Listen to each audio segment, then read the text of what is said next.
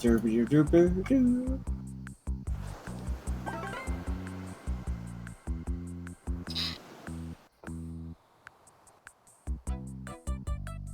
Hello, Miller, everybody. aren't you jamming like Jonas at this time?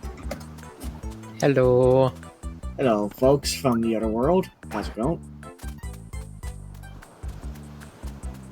You used to call me on my cell phone. Late night when you need my love. Call me on my cell phone. Late night when you need my love. Now I know when that hotline bling. That can only mean one thing. I know when that hotline bling. That can only mean one thing. No one else? Nobody else hears that in this beat, this elevator music? No. Sorry, Miller. Sorry to disappoint you. To be fair, I haven't heard. I know the tune, but I haven't heard it so enough to have it in my head enough.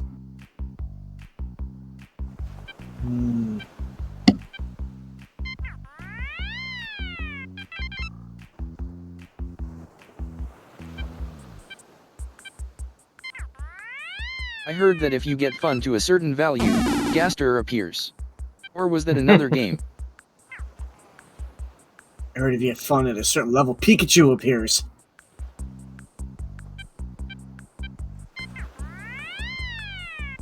Triple fun.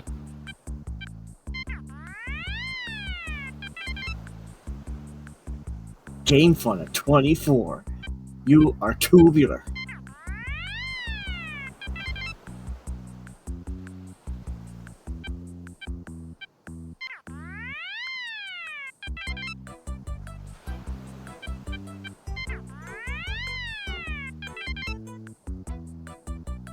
And this is the stream, folks.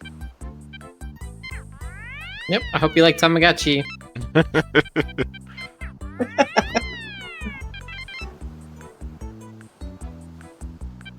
Keep going, Joe. I'd say, what if you get up something like 100? Uh,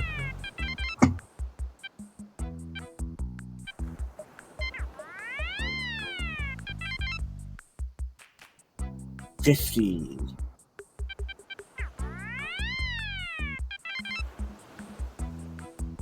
And after a while it starts ramping up like the Winnie the Pooh baseball game. Oh god, That please would be- no.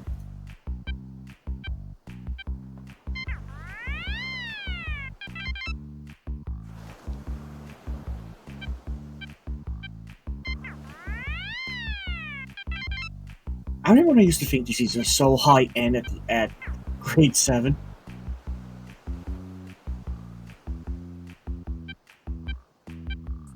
Oh hey, I think I see a cassette tape or something right in those bushes behind you, spinning. He's right. I guess I gotta get it. Yep. Oh no, we broke the streak. Better calc, would you?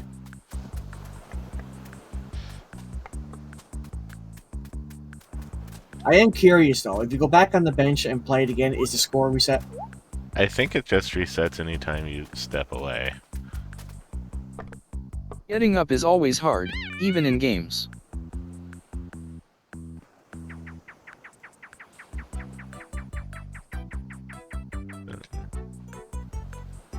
Nope. Oh no.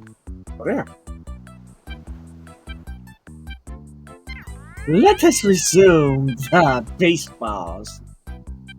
Gotta get that fun to 100. Yes, I'm doing pretty good too. Pretty sure everybody else is too.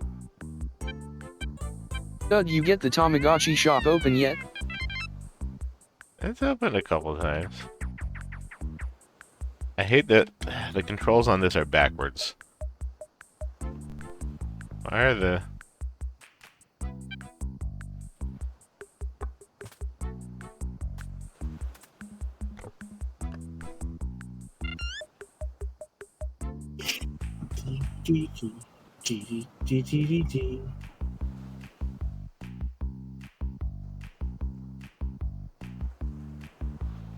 shop closed. $27,000. That reminds me, the game had Pika points, and I maxed it out. I wonder how, if I ever found it someday, I wonder if it would ever.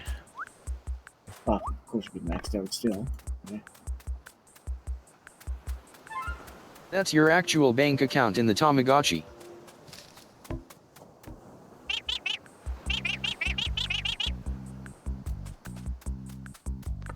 That is a big bear.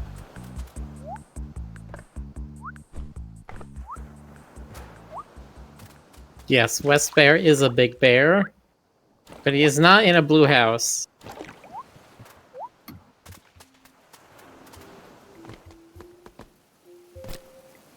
Okay, there's 3 fish to go here. I think I saw one behind the giant rock frog Okay, statue. I can't pass. Apparently, I cannot go too far this way. Wait, yes, I can.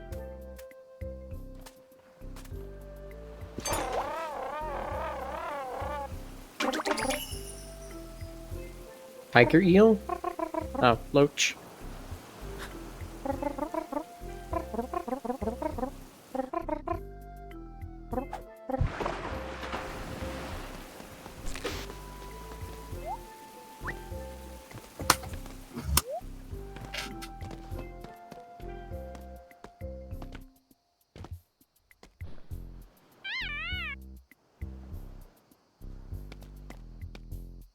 There it is.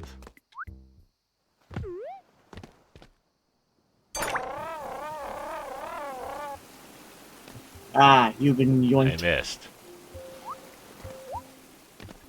You missed! Try another! How about Frog West form?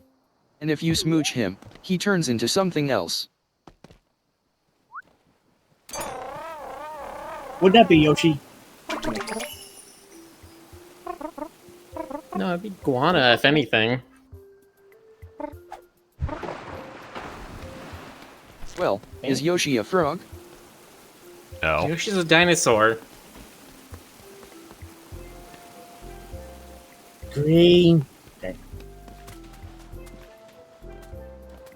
The grass is also green, GC. That doesn't make the grass a frog.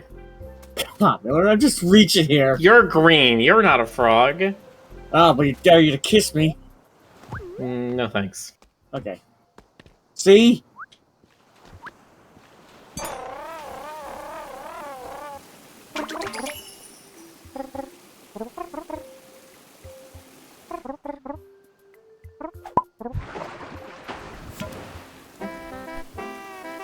Astrobot says you can still kiss Yoshi if you want now.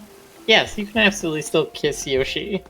Oh, we You can. can also kill Yoshi, which apparently is what my mouth keeps wanting to say. No, don't be so silly. We don't have the emote power for that yet. Only some Yoshi are green.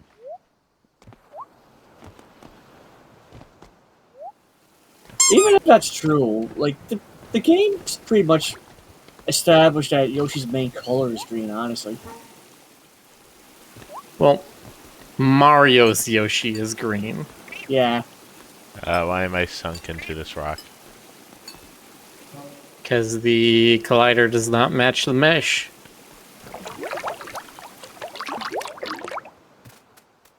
Welcome to the mesh. Now taste the flesh. Woo!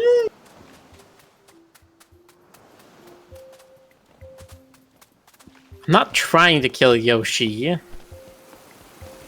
No, I'm it just is saying because you Niko can't. realized that matter is not real and can phase through things now. Oh, is that all it takes? You just need to not believe in matter anymore, and then it doesn't exist. Truly, the power of the human mind knows no bounds. Look, if Rick ever came up with a Kiwi ball, it just basically chucked pants at his avatar.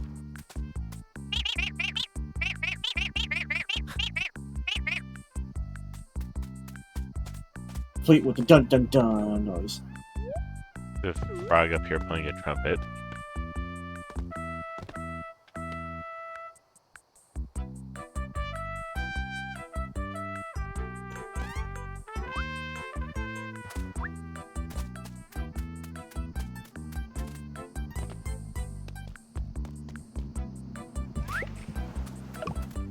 don't know what these apples are for. No, there's not really been a thing Matter is to... 99.99% empty space. Solids are fake. Find out what to do with the apples. All you gotta do is shift all your atoms a tiny bit over to one side, and then you can just slip through matter. Yeah, right? That's how the Flash did it, right? Hmm.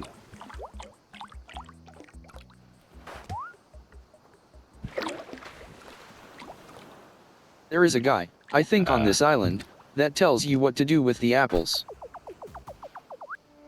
This guy? He's a horse. Yep.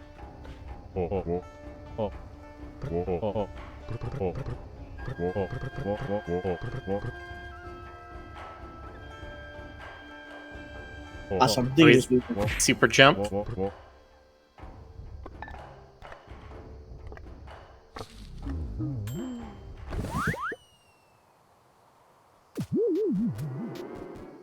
You guys spend apples to do a super jump, though? Rip off.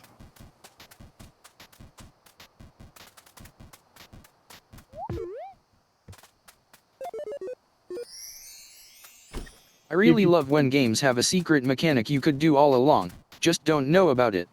Which is also why I love Tunic. Hello, everyone. There's Stoker. Hello.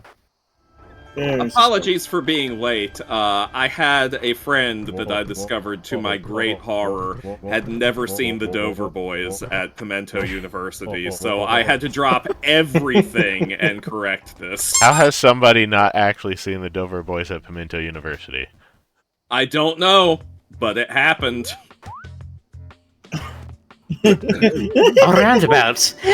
No, I feel it. Nobody will ever know. I love how much of that got cut out. Yep. Rick, stop the game and open YouTube and watch it on the stream. No. I don't think that's allowed. It's No, it public is. domain, so yes, it would be allowed. Yeah, Okay. that's one of the reasons why it caught on so much. It's one of the very, very few Looney Tunes shorts that's in the public domain.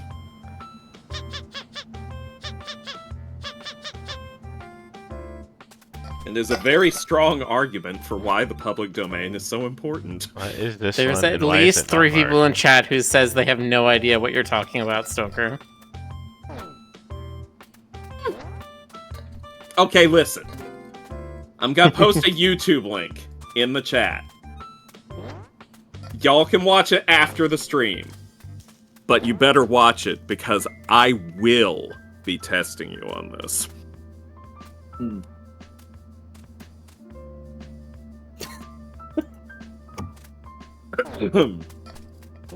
You know what's especially funny to me about this is that it's sometimes included as an extra on like Warner Brothers Blu-rays and stuff. And one of the movies that it's included as an extra on is frickin' Casablanca.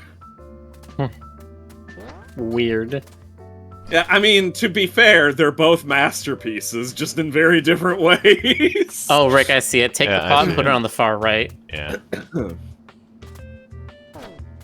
There's also all the reanimated collab versions. Yes, there are quite a few of those. Well, I know of one, but it's so endlessly memeable. It's funny to me that it's a parody. It is itself a parody of a piece of media that has all but vanished from the memory of the landscape, and the parody has outlived it so long.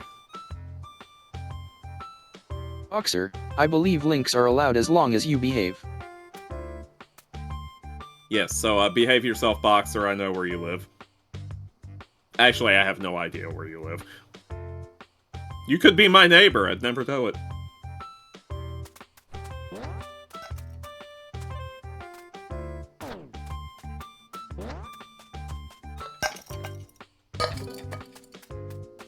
Oh, chat can't post links.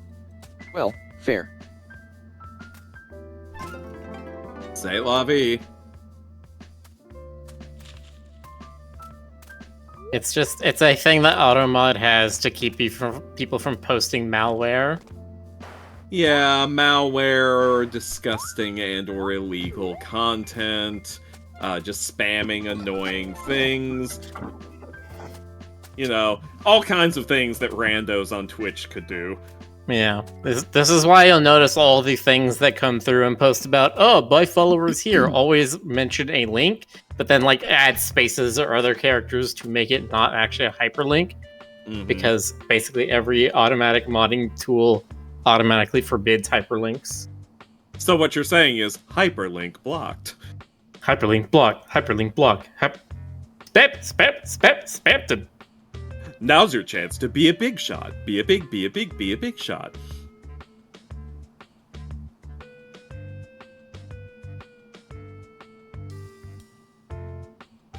So is there a filter for links in the chat? Yes, that's what we're getting at. There's also a filter for Zeldas.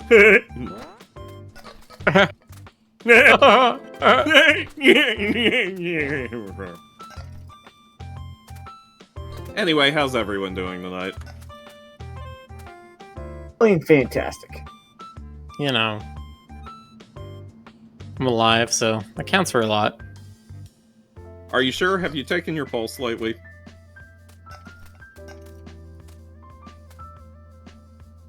Because, I love the... despite not being a moderator for some reason because Rick's mean to me, I posted a link the other day and wasn't blocked. Well, that's weird. Why does it let you post a link if you're not a moderator?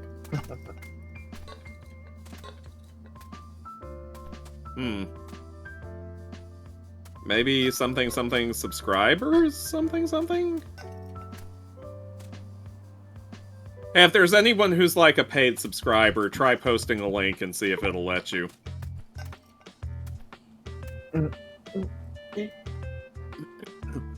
But, you know, make it a safe for work, Twitch-friendly link, please.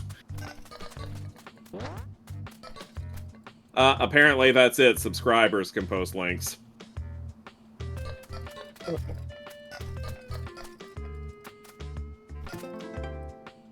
Did you know that? Because I sure as heck didn't. I did not know that, actually.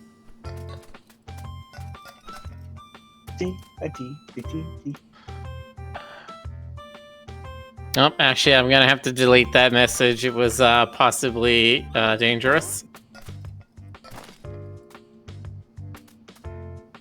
No.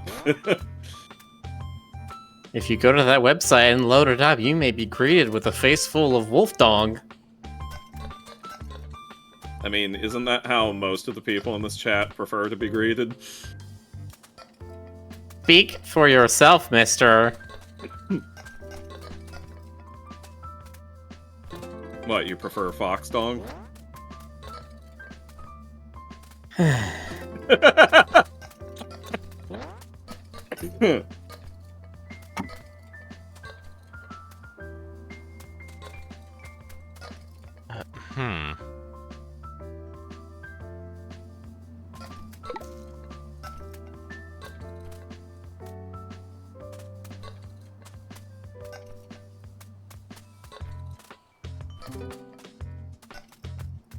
That leaves 2 remaining.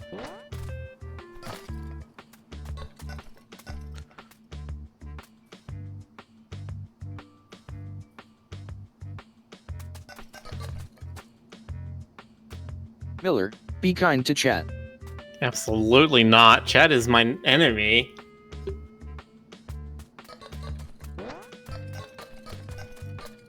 This is a tyrannical dictatorship. As are all streams. I thought you were just complaining about the dicks. What? Dictatorship. You know what? That one didn't work. I recant it. Too late. Uncancelled. No! Yes. No, I'm allowed to recant, decant, redecant, and de-recant. Well, I can reflect, deflect, and uplect. Okay. Excuse me. Okay, you win. Go for it. I don't get I it. win because I coughed? I'll come back.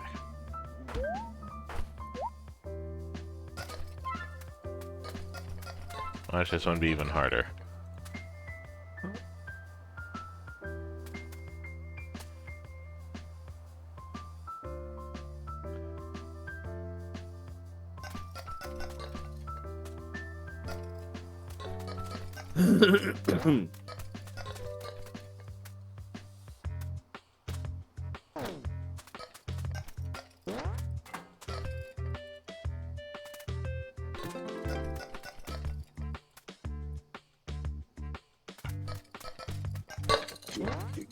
No, that one. That.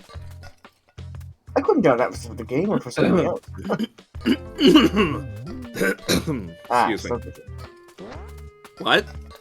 Oh, I heard Rick playing with the pots, and I heard a loud noise on your end. I thought, are you playing with the pots too, Stoker? Yes, I'm over here doing pots. No. So many pots.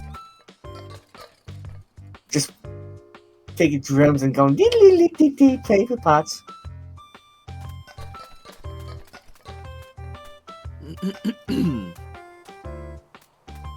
Wait. Are you serious? I didn't notice that. How could you? They changed the Patreon logo again? Oh, did they? Mm-hmm. Patreon just Why? decided to change absolutely everything today. Yeah, I noticed the other things they changed, but I didn't notice the logo for some reason. Why does every new iteration of the Patreon logo get worse than the previous one? Because they lack imagination. Minimalism, baby. Yeah, but like, oh my god, that's awful!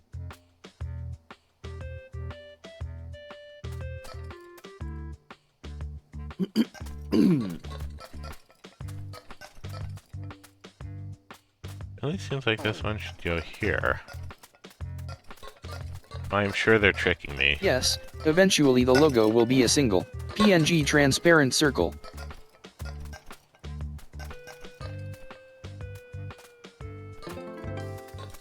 I could just It's get like rid a of this carcinization flower. of logos. They all want to be minimalist. If I could get rid of this flower right here, it'd be fine. Get rid of it.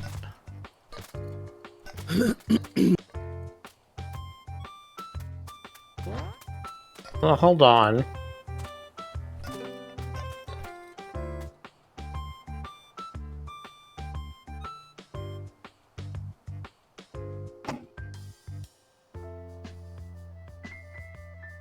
I reimagined. You only have one of the single pots, right? Yep.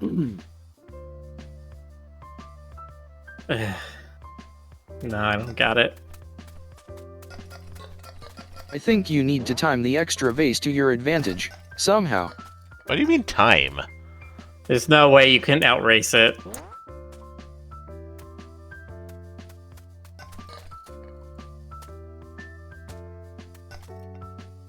Oh my god, I'm reading their press release about it. A logo that lives and breathes. A new approach to brand building. Gag me. We need to stop allowing marketing people in the creatives room. They need to just be locked out until the project is 2 days from the complete, and then it's like, here, this is the thing we made, and now you have to sell it. You don't get to have a say in what's actually being made. An adaptive wordmark and transformative typography. That doesn't even mean anything. Okay, it's literally not adaptive. It's not transformative. It's a static image. That's the point of a logo. It's the only spot that makes any sense at all. I mean, at least redesigns try to maintain symbolic colors. They didn't even do that. Probably some Elon Musk brained idiot exec.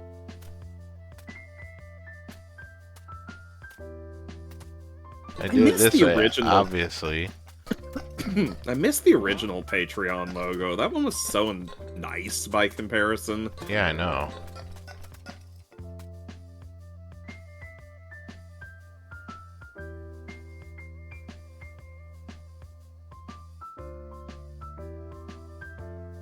Yeah, the first one was the best. The second one, like, at least it was kind of recognizable. This one is quite literally just a splotch. It looks like a chicken nugget. Boomerang from Cartoon Network. Oh god, yeah, wouldn't that be funny? Cartoon Network student said, nope, your thing's too similar. I found out about the logo change. This is from chat, Sunrising22. I found out about the logo change via someone jokingly asking why they changed their logo to an image of their parents fighting.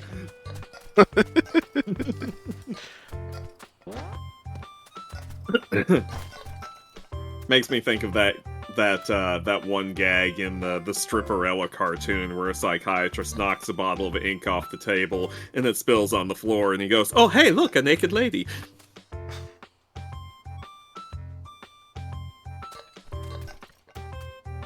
Well, I thought it was funny.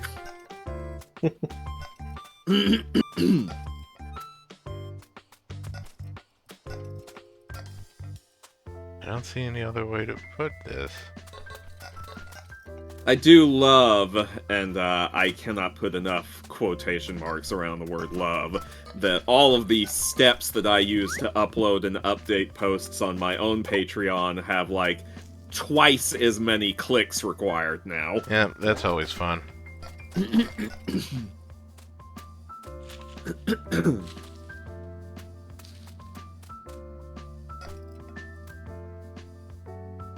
There a trick to this that I do not know? They just thrust upon you. Who's thrusting upon who now? Exactly. Come on, you can't be that easy, Sober. Have you met me? I have. Unfortunately, I already know I'm incorrect.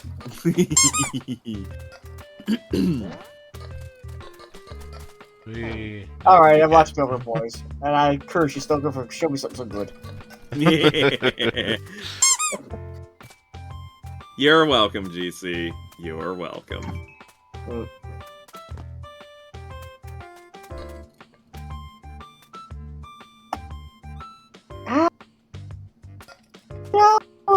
No! I love how no one can say that quote on Discord without it cutting out like half of it.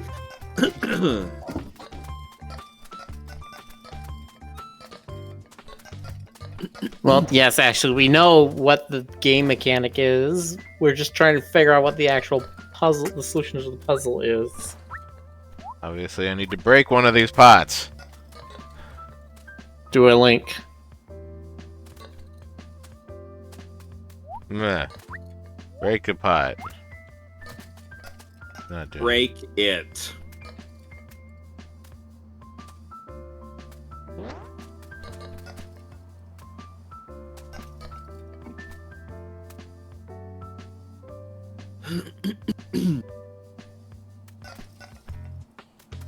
The only solution is destruction.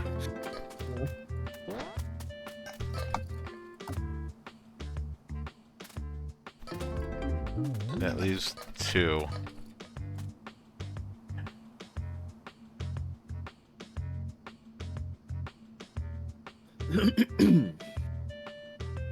How do you make it not leave 2?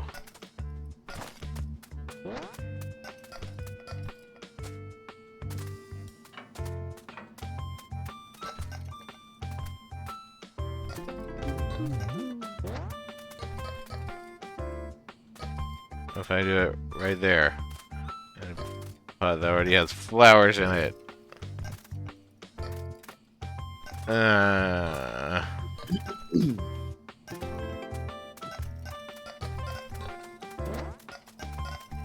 Plant flowers right here where there is no pot. Yeah.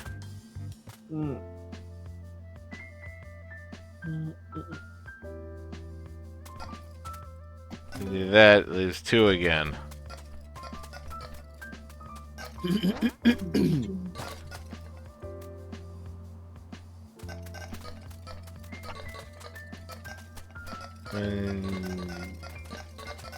I figured it out. Did you?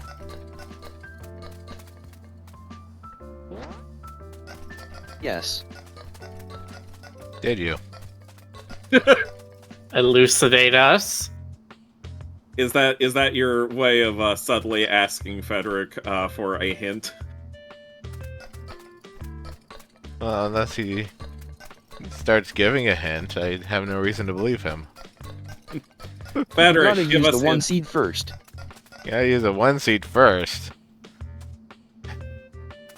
I guess that might make sense. Let's see. The one that only makes one flower. Yes, I got that.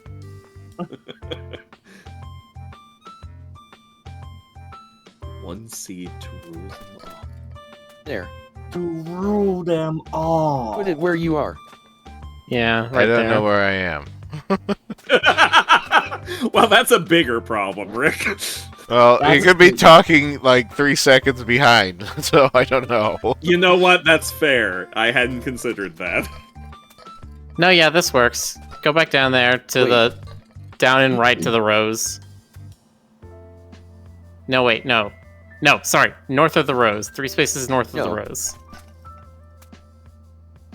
Are Well, we can I about to have speak? Are we about to have a too many cooks situation? There. Yeah, and then you do the 3 on the last part. Are we about to have a Twitch plays Pokemon situation? Man, I still. You trying to type at? No, I just want to press A every frame. I don't care what menu you want or what we're doing. We press A every frame. You guys You have round to use the single uh, flower to stop the row. Yeah.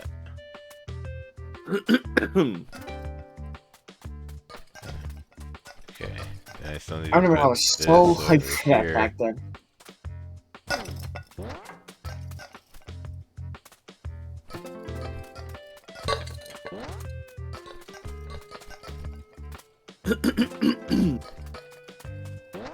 There you go.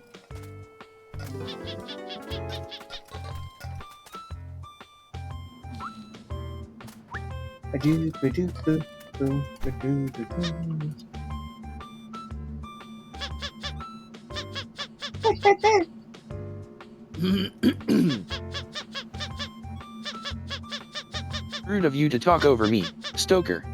Very rude and bad and stinky. Yes, well, I'm a very rude, bad, and stinky boy, so... What you gonna do, huh? What I'll you gonna put do? you... First, I'm gonna put you in a bath. No, my While we're in there, we'll go stench! ahead and wash your mouth out with soap. No! And Stoker melts.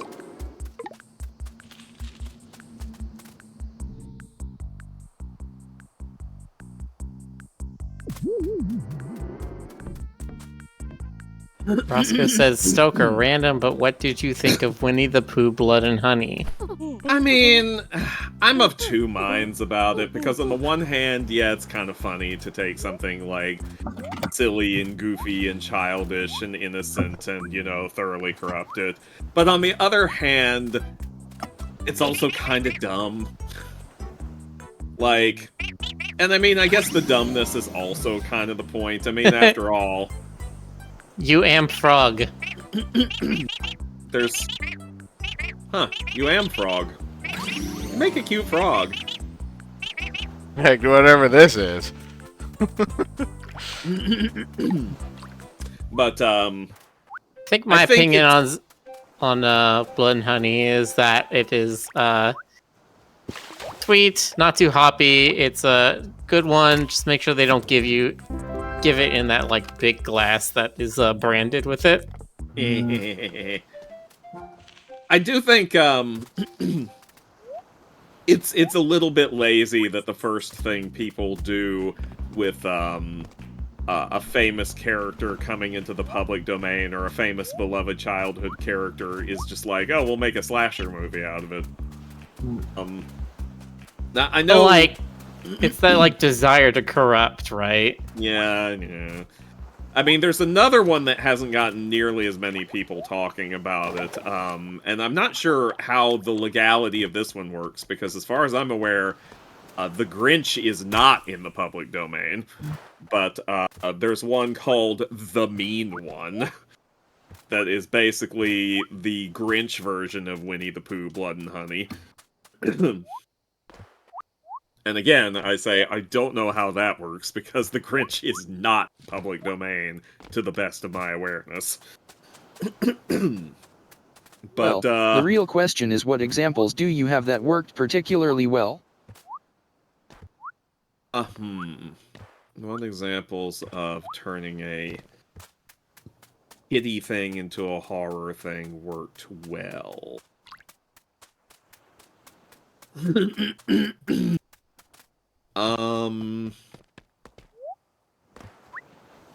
Gosh, I can't think of very many. I mean, I would say, like, Cinderella or Little Mermaid, but, like, those are basically the other way around. They started as a horror thing and then became very kiddie. Yeah, I mean, I guess there's that whole American McGee's Alice thing. But I never actually played that, so I don't know how well it turned out. From the reviews, it seemed pretty good. Also, like, creeping up Alice in Wonderland is seriously just shooting fish in a barrel.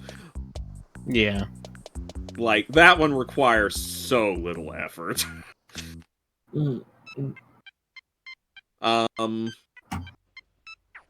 I mean, I guess you could refer to the entire pop culture phenomenon of evil clowns as an example of a fun childhood thing that's been corrupted over time. The evil clown. Yeah, that's one. Though I have mixed feelings about that, because I feel like everyone expects me to be way more scared of clowns than I am. Which is to say, I am not scared of clowns in the slightest.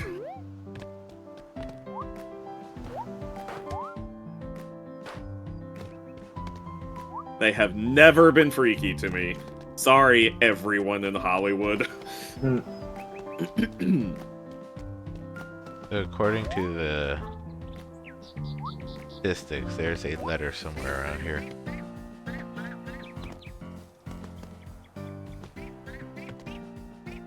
On top of the crane. Here's it's gonna send me. It's just over here.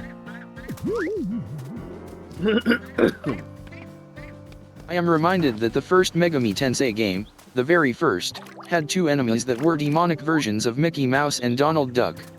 I believe they had to cut them for legal reasons, but there's pics online. I'm gonna have to take a look at that. Yeah, You so know what yeah. that reminds me of? That reminds me of when you want to talk about disappointments.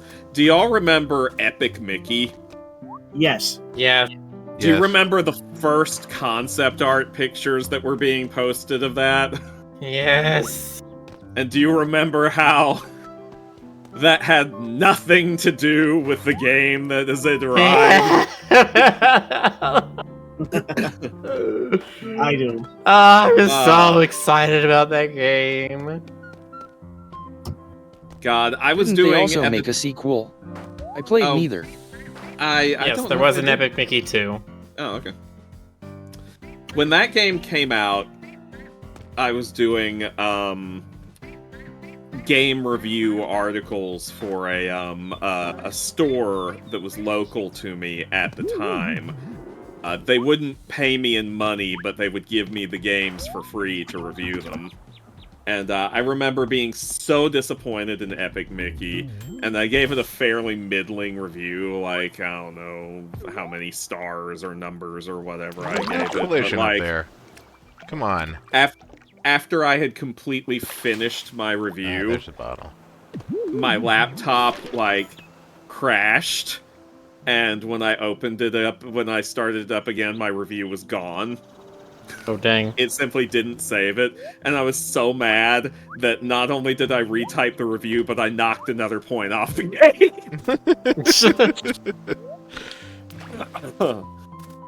Like, heckin' look at this concept art that I just posted. Yeah, it was incredible. It was absolutely You incredible. never told me you used to do reviews, Stoker. I mean, that was, how long ago was that? That was over a decade ago. Yeah, I used to do some reviews on GameFAQs way back. Oh, I mean, did- it would have to have been because that was when Epic Mickey was out. yeah. It came out in 2009. Yeah, so I was doing this back in 2009. What were some other games I reviewed during that period? I reviewed Catherine for the PlayStation 2. No, excuse me, 3. What else did I review back then? Mass Effect 2? January of 2010? No, I didn't do that one, actually. I think I was moving when that came out. You have to go back and check to see if I still got the reviews.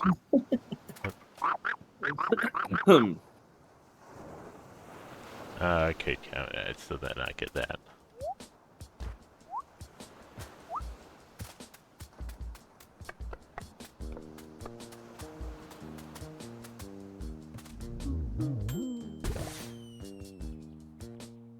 Oh. Okay, I actually really like that Mickey. The Donald's pretty fun too, though.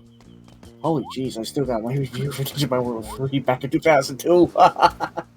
Oh, wow. 9 out of 10 I gave it.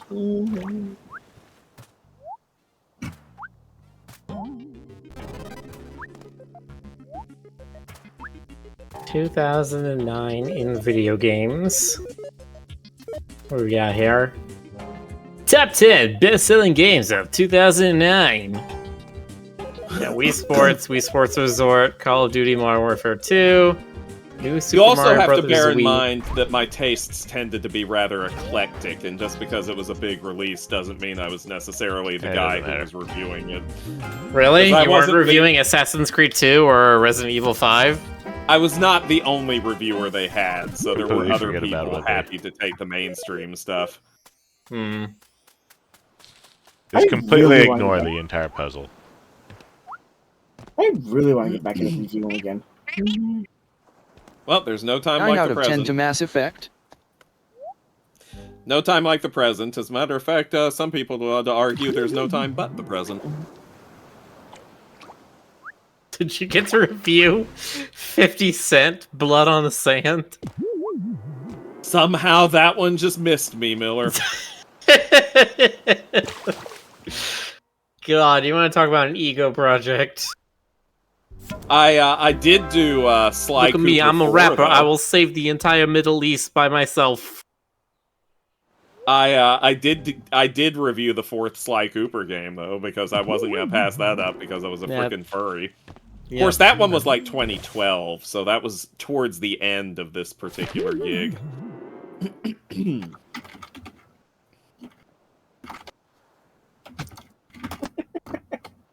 Oh, man. Let's see here.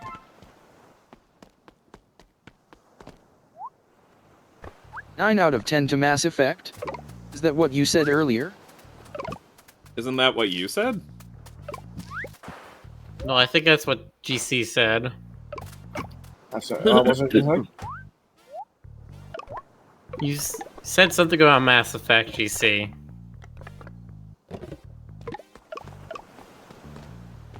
Remember that? Alright, I guess not then.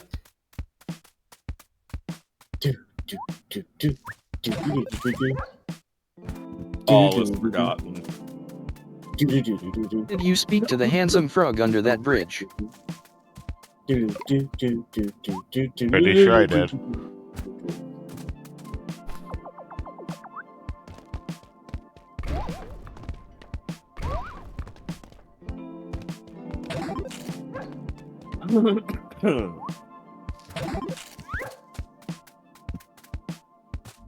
This is why these jumps have to cost stuff. Completely skip everything. Yeah, and you already collected 250 of the apples. Why do you need 10 more per jump? I know.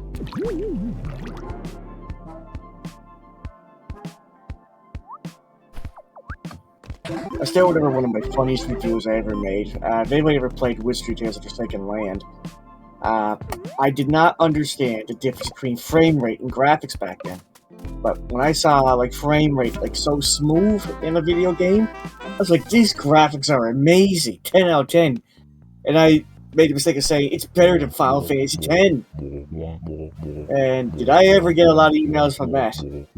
Dude, Now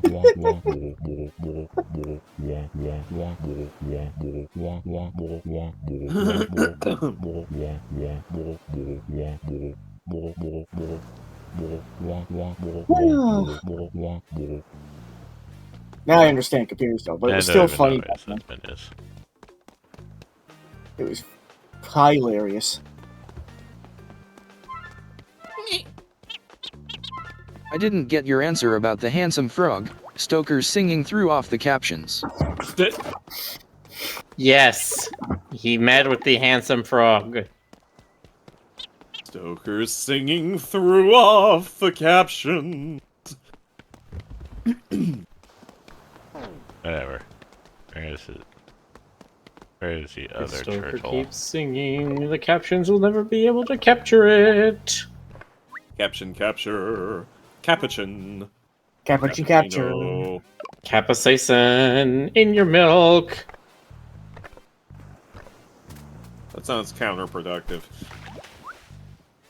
No, you see, it's perfect. If milk is the thing that stops things from tasting spicy, if you put capsaicin in your milk, then everything will taste not spicy and spicy at the same time. Perfect. I question this logic. Then nothing will be bland and nothing will hurt you.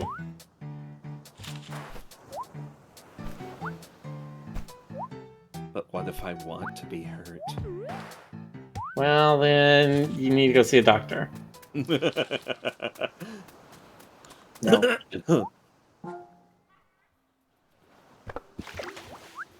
GC, you can't just tell me I can't see a doctor. What are you, my insurance? Yes. Ashley says, Miller, that's some white boy logic.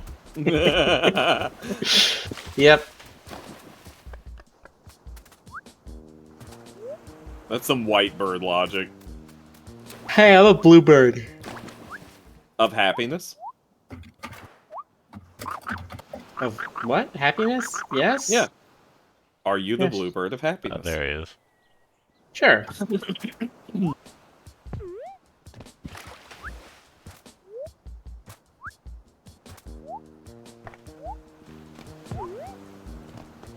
When we went to TFF, Miller wanted to have chicken wings dinner.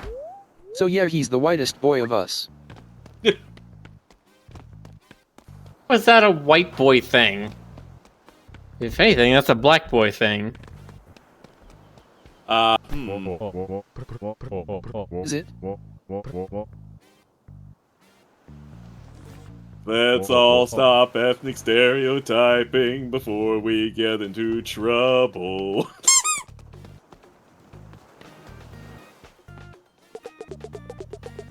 Well, it's an American thing. That's fair. Yeah. Fast food is a very American thing. Ain't no thing but a chicken wing.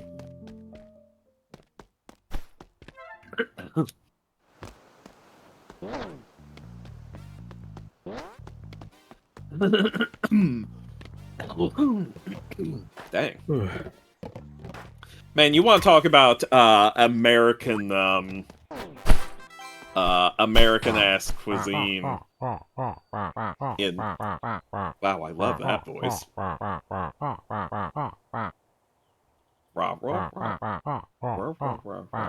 Serschel?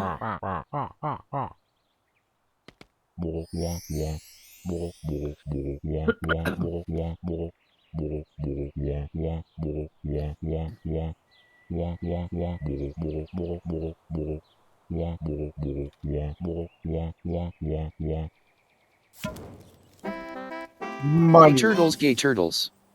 Yay, gay turtles. So- Gay turtles?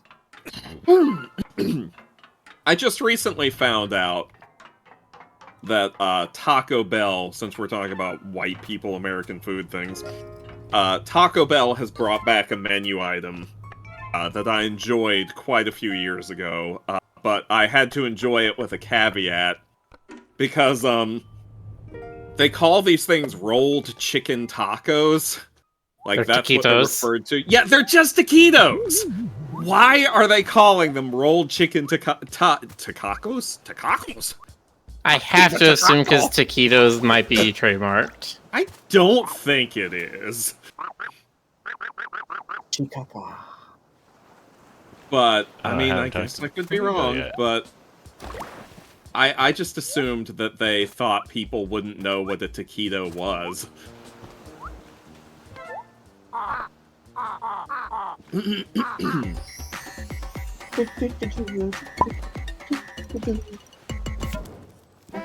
This But, thing definitely has Mario. Yeah, probably to appeal to the lowest common denominator customer.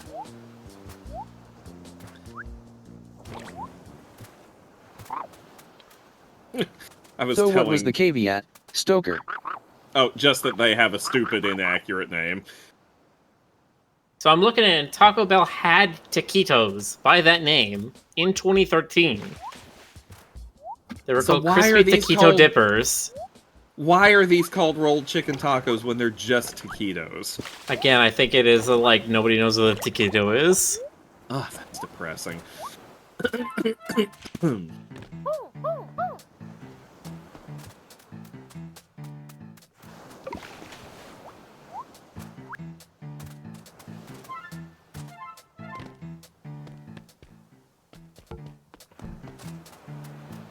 Honestly, Stoker, just make your own tacos and they'll be an umptillion times better than anything Taco Bell can do.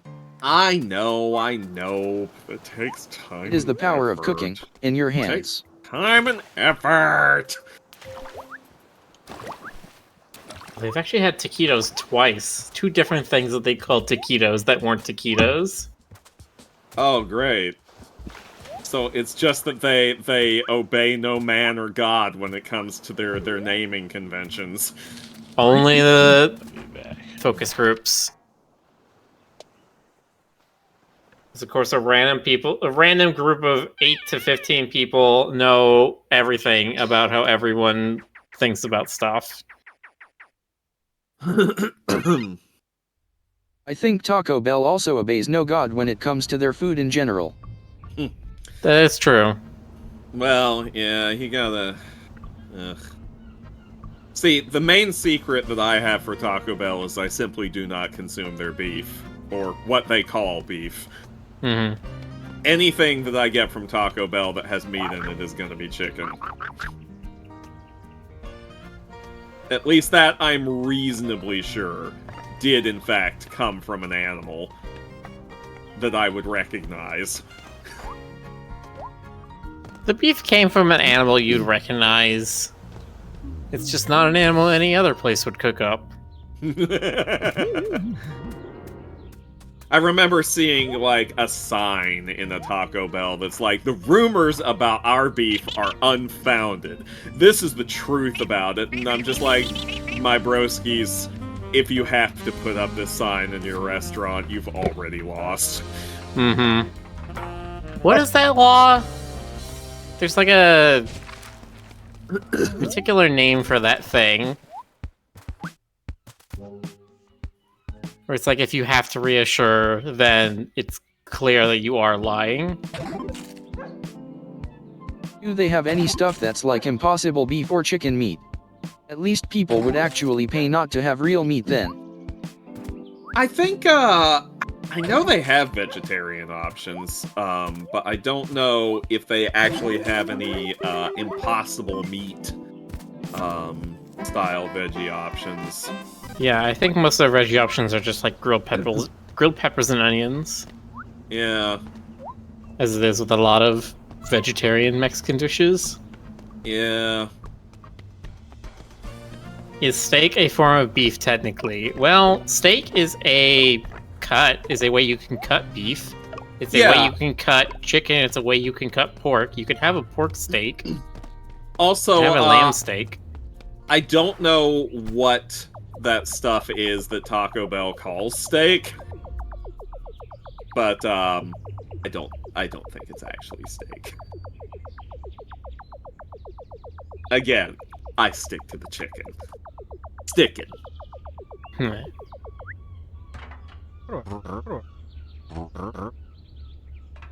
I love that guy. It could be steak, but like, there's a good chance a lot of the meat like that is probably like beef trotters or something.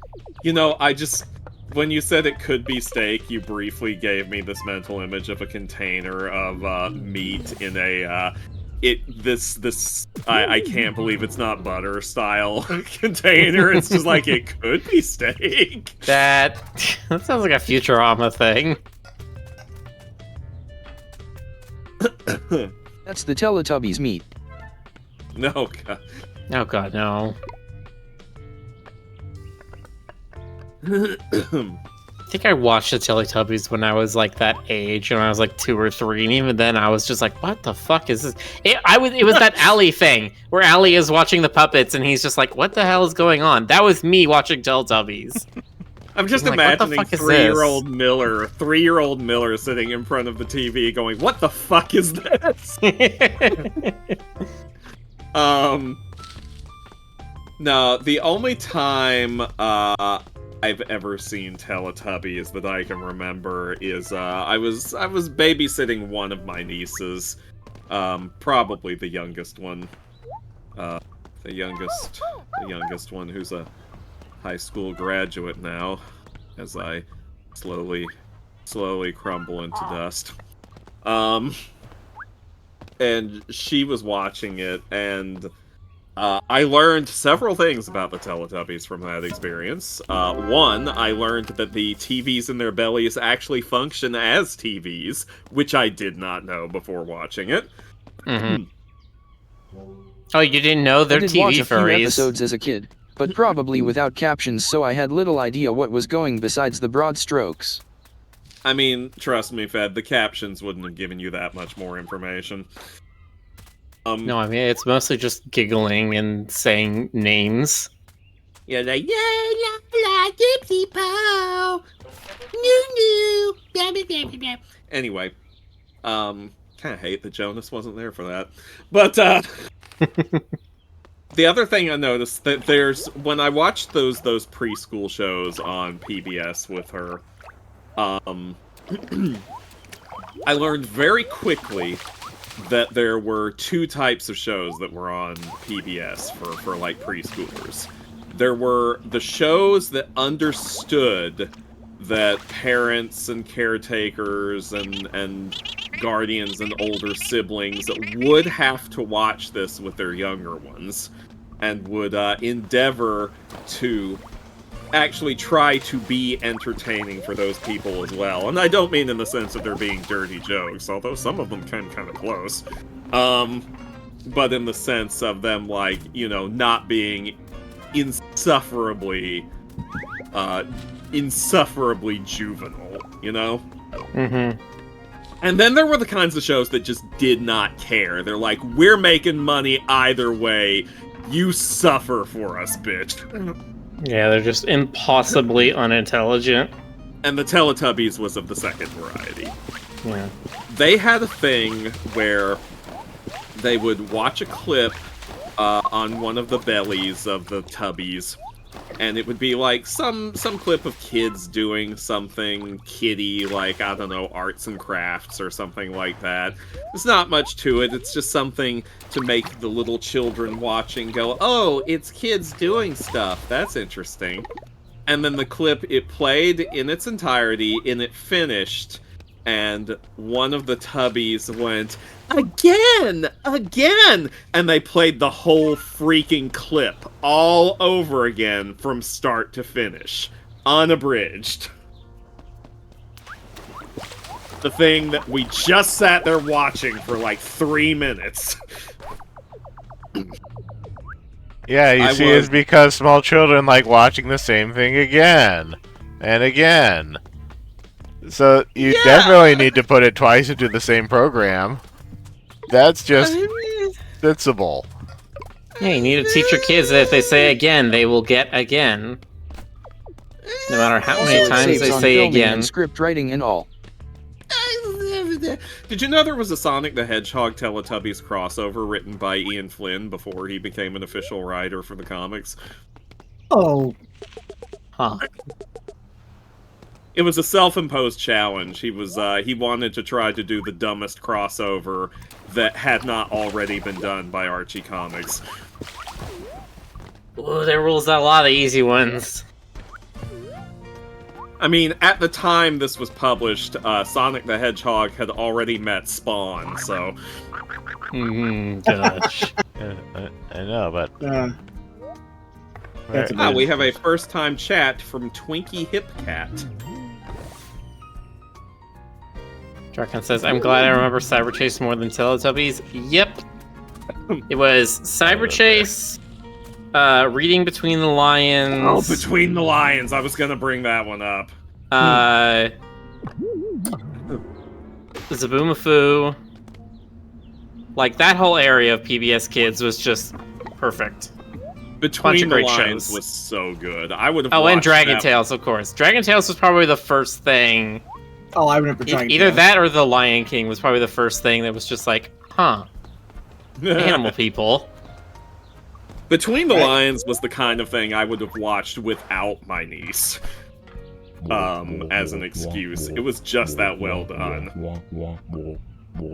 Also, like, people have been posting clips of Between the Lions on, like, Twitter lately, and I had completely forgotten how super into each other that mother and father lion are. Like, it's still G-rated, but they're just like a half step away from Gomez and Morticia level. I was about to say, yeah, they're amorousness. very much doing the G-rated Gomez and Morticia thing, Like where they just like cannot get over each other. It goes right up to the edge of the line. It If Rick toes the makes an line. Omnidroid type character with a screen in their chest, is that a Teletubby OC? That's a cursed thought. No, please God, no. Androids have better things to do than be a living TV.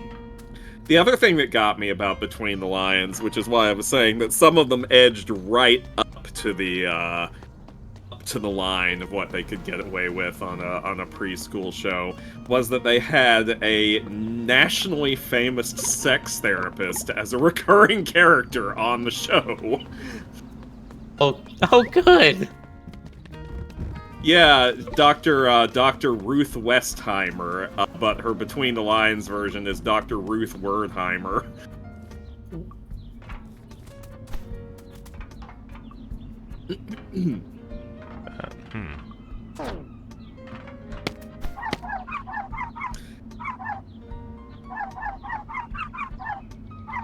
That's Simon Tesla, no getting between them lines. I mean, not that one.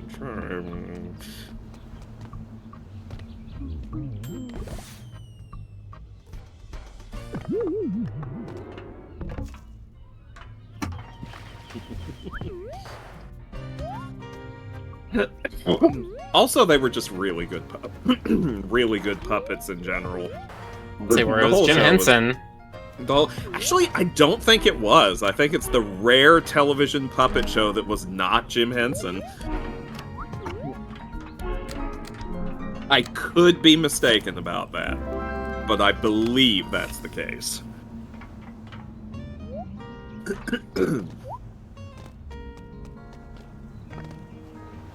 Okay. It is not affiliated with the Jim Henson Company or Sesame Street. However, it shares many of the same people who worked in the production. Yeah, that makes sense. Including there were some crossovers, like Big Bird and Bert and Ernie and Elmo all showed up on Between the Lions. Oh, that's cute. I mean, where else would you get the experience on your resume to apply for a show like that other than Jim Henson? How am I supposed to get up there? I guess I go over to that one. Rick, are you Okay. totally gonna do the TV Android right? I kinda wanna see it now. Maybe if you're a very good boy, Frederick. don't know You why draw I'm it, answering. Frederick. This is the same thing I say to Jonas, where he thinks of a very cursed thing. I'm like, you have the pencil, my boy. You have the pencil, my boy. You have the pencil, Niko. This is the terrible curse of being able to art. And write. Tell you what, Frederick, maybe I'll draw you an android with a TV in its belly.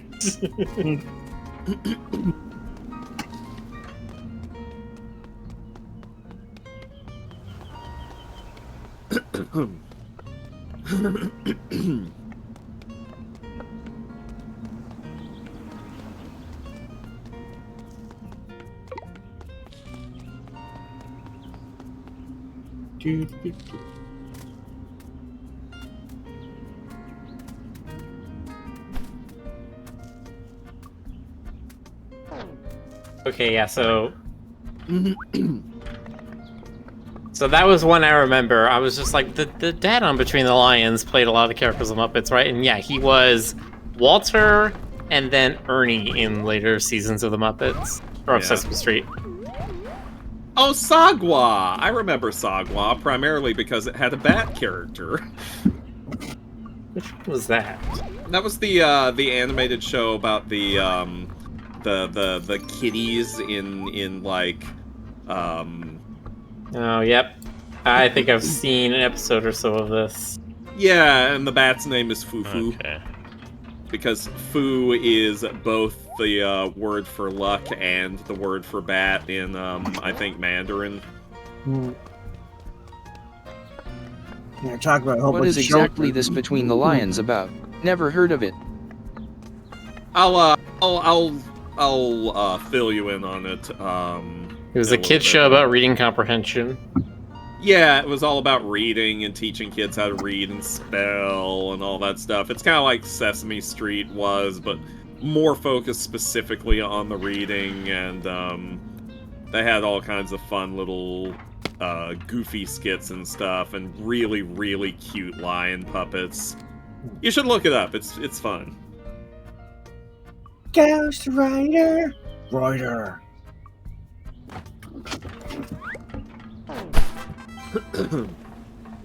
And we used to watch the show all the time as a kid. And I still remember Ghost Rider signal too. Was just Was that the one with the typewriter? I think it was. Let me see. Or am I thinking of something else entirely? Basically,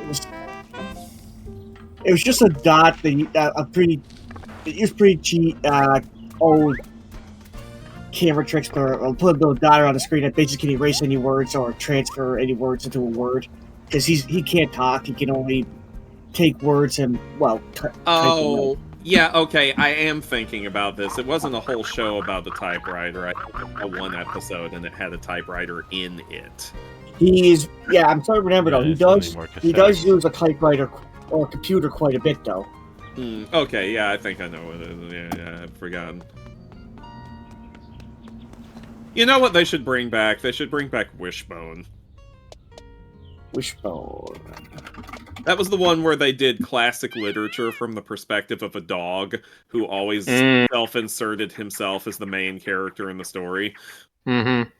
And so you would have all these characters, all these real actors acting very seriously and interacting with the dog, who was still just a dog.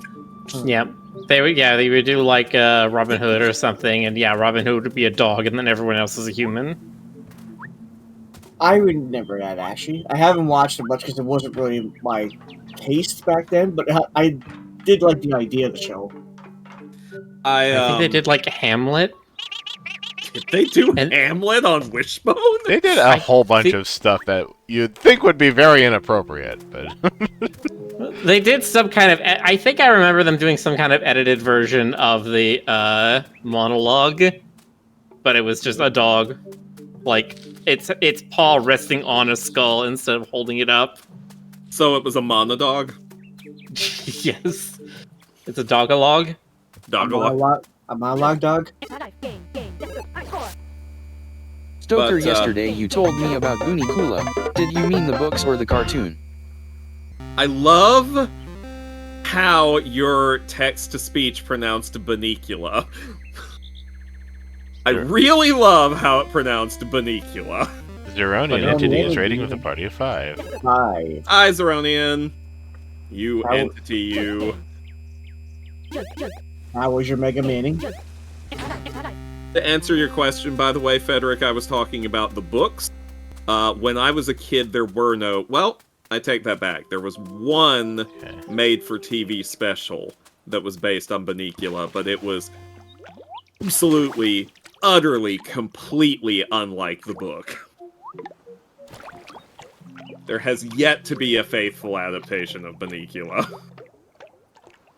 Of course, there's yet to be very much in the way of faithful adaptations of Dracula, so that's consistent. You're behind the waterfall again. It happens. Oh, there he is How again. did this pronounce the name? I'm curious. I don't know how I would be able to convey it to you, Frederick, how it pronounced the name. What was it, like Bunnicula?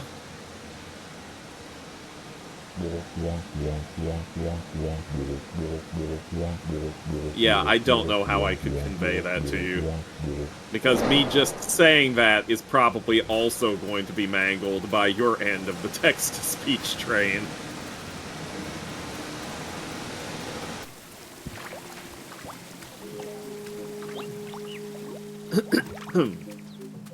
Where is Sershal?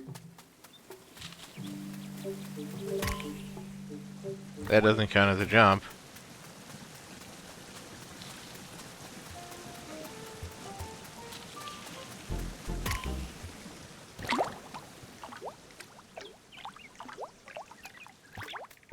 I never tire of seeing those nude deer. Yeah, that's how I feel about nude deer in general. It's a shame we can't see any of these characters from the back, though. That's what I'm saying. You know what I'm saying? Probably not anywhere down there. No, I don't know what you're actually saying anymore. I'll do what Jonas is saying. Your face. Even when Jonas isn't here in person, he's here in spirit. I think he was high up in a cabin on a tree. Jonas? That's a weird place for him. That's funny. Not Jonas, the turtle. Well, let's go Jonas up this isn't a ladder. turtle. You're just getting sillier and sillier. Yeah, there he is.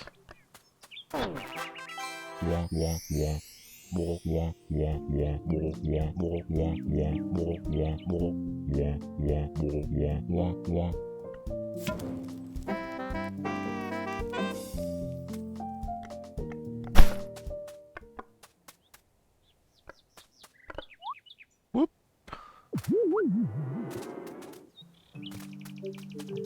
Wishbone didn't do Hamlet, okay. No, you want know what I want to see? I want to see Wishbone do Titus Andronicus. Not Oedipus I Rex. wonder how moddable this game is and how many people put their persona into it. Okay, but like, Oedipus Rex is funny because Rex is a dog name. That's what I'm saying. I feel like they would lean into that joke. Also, I would love if, yeah, every time Oedipus Rex killed somebody, it was just the dog sicked them. It's Sage especially blood, funny you because know. Wishbone is this tiny little thing. He's not Yeah, even he's- a big dog. He's like a Rottweiler Terrier or something. Yeah, he's eensy. Obstacle volley. Sport Vival. You know that one meme that people, well, not really meme, that one idea that people talk about sometimes about, like, what story would you adapt into a Muppet movie and keep everyone Muppets except having one celebrity, like one human actor in it? Mm-hmm. I think we need to be discussing what stories we would wishbone-ize. Have one dog and everyone else is human. Yeah, and have everyone do it completely straight-faced. Count of Monte Cristo? Ooh, that's a good one. Wouldn't surprise me if Wishbone did a variation of that. Let's see. Wishbone list of episodes. Pretty sure that he did Frankenstein. Let me We're see talking about here. Though I doubt it was an accurate version of Frankenstein. It was probably a riff more on the movies than the book. Funny Nope. idea. No results. No, wait, yes, here we go. Frankenstein. Funny idea just occurred to me. If Rick ever was wanted to joke about Wishbone being a comic, you have to use a real life picture of him.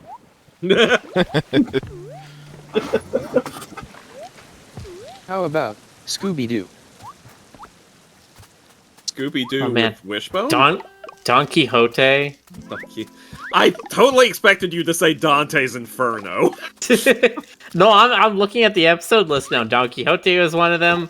Faust was one of them. Faust was one of them! Yup. Episode number 12, Flea Bitten Bargain. Oh my gosh.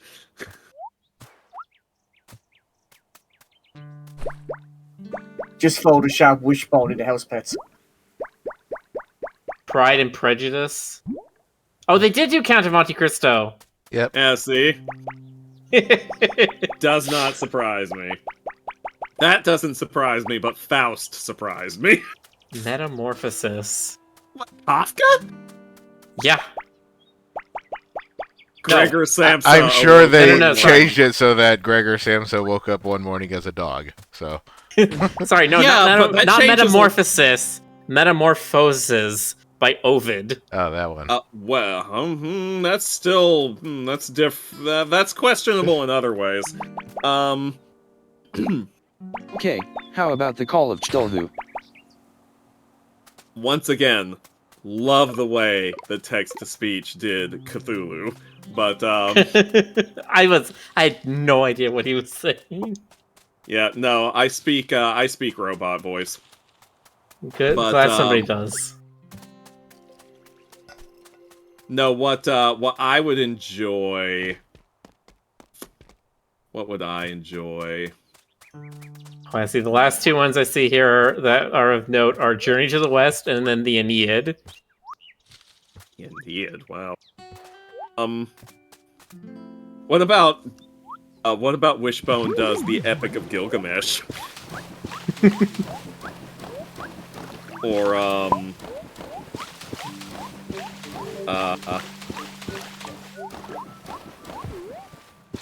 drawing many blanks in my head here. Cask of Amontillado, there we go. The Telltale Bark. I mean, Cask of Amontillado would be okay, I guess. I feel like there wouldn't be enough stuff for them to work with in that. It's not long enough. I only have like 7 minutes of book material in the show, so.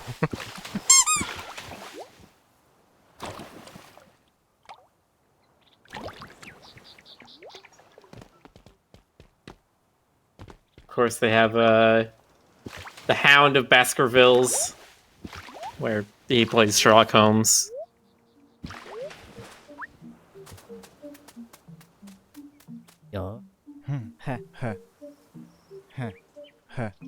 It's funny to me that he's Finnegan's Sherlock Wake. Holmes. They did the Purloined Letter and the Scarlet Pimpernel.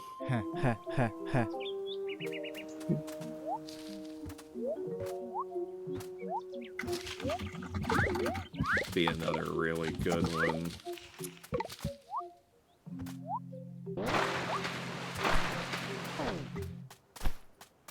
Yo, yeah, yo. Most of the go-to horrible stories I can think of are movies these days.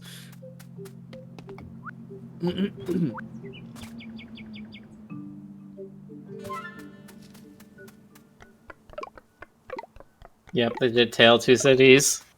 A bunch of Charles Dickens. That's just really easy. Yeah. Dickens is easy pickings. Maybe. Okay, but for real, the Baron of Munchausen. Munchin Underhausen. don't wanna settle down, but till tomorrow I'll just keep moving on. Or maybe we'll just skip this. Ow. Be...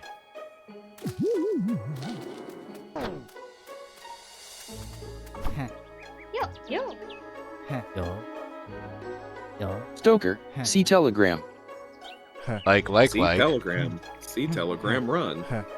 Yo. Yeah, I heard. Okay, are they like... Are they Slav squatting in like pink frilly maid outfits? Yes. 'Cause that's what it looks like to me, which I love that. I can coin that. Yes, Frederick. Finnegan's Wake and Baron Munchausen did come through. We just I have no strong opinions about either of those ones because I'm not familiar with the source material.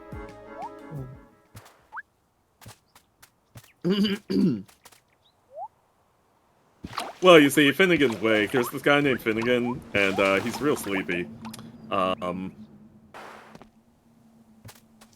He's Oh, I thought that was that Rip Van Dinkle guy. Rip Van Dinkle. Dinkelberg! Dinkelberg! This is where I'd put my Wishbone adaptation, if I had one!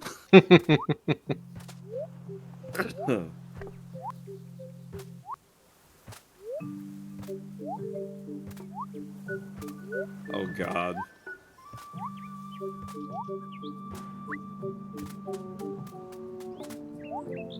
Yes, it's Rip Van Winkle. That time I was doing it on purpose. Okay then, Wishbone the Odyssey and Iliad. I was thinking about that. Odyssey they've already done. They've done Odyssey and the Aeneid, so they haven't done the Iliad.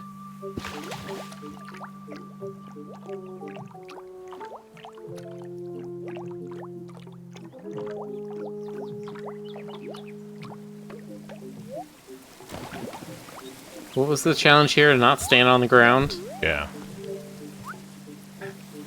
Yep. Trying to bounce up there without standing on the ground.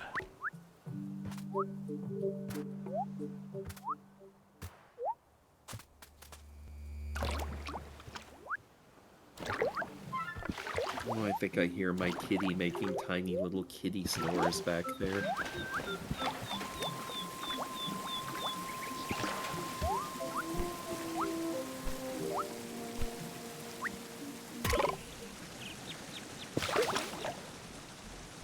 Wishbone murder on the Orient Express. Again, I think that's what they Wishbone, did do. and then there were none. Oh, okay. Yeah, that's good. Come on. That get me over there. I need to climb some more.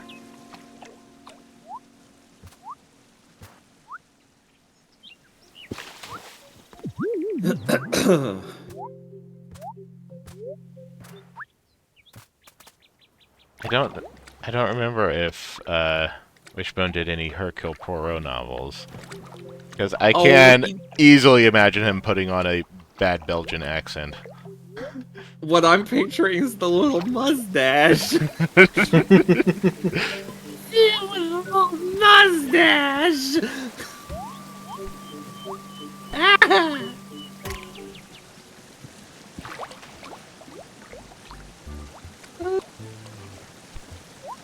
Oh, I'm not gonna get over that in a hurry. There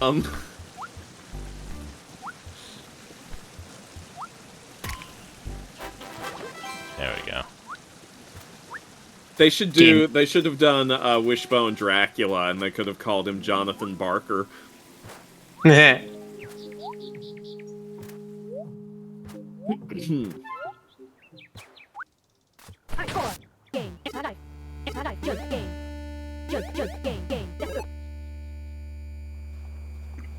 Just game.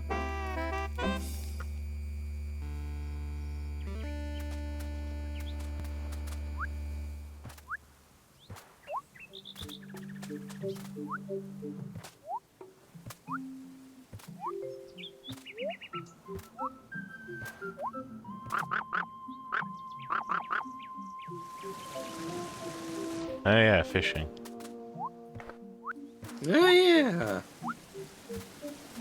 Or you That are thing the that's in fish. almost every video game ever since Ocarina of Time or whatever. And we all love it. What, fishing? Yep. Was there any fishing in Ocarina of Time? Yes. There was fishing in Ocarina of Time, wasn't there? Yes. Okay, good. I'm not crazy. Well, I mean, I might be, but I'm not crazy because of that. You don't say. I do say. I did say. Vote on your phones now. Is Stoker crazy? Bed Bath and Beyonce.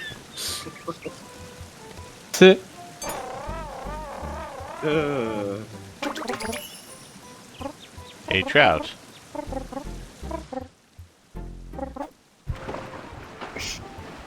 In with the naked dough. Yep, in with the naked dough. Yay! What's she called this time? I don't know, but she's gonna smell real fishy after this. Man, the way Salmon. I get it. The arc of that swing. The arc of that covenant.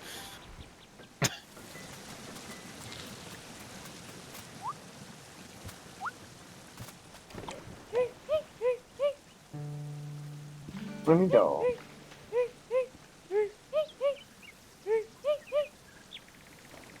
And that's why she goes naked. Wait, what did she say? I missed it. She said they went, her and her friends went to the swimming pool the next island over, and they all wore the same swimsuit, but it just made them look like they worked there, and they kept pointing people in the direction of the bathroom all day. You know what? That is a very valid reason to go naked. Usain Wolf is like, oh god, don't throw the freshwater and saltwater fish in the same pond. That's fine. Rick, do you remember that, that Mario comic in Nintendo Power that was supposed to be, like, their very loose adaptation of, Super Mario Land 2? And, Mario runs into the octopus boss. I'm And, not sure I he's like, remember it. oh gosh, he's like, he runs into the octopus boss, and the octopus is like going to attack him, and he's like, wait, what are you doing in a freshwater lake? Octopus are saltwater No, I do creatures." remember that. Yeah, and the octopus is like, well, that would explain why I've been feeling kind of sick lately. And Mario's like, don't worry, I'll fix you up. I'll pour some salt in the water. And the octopus is like, that's very kind of you. And Mario just dumps a big old bag in, and he's just like, oops, this is sugar. And the octopus just dies on the spot. Yes, I do remember that one now. Okay. Good times. I mean, not for the octopus, but for us.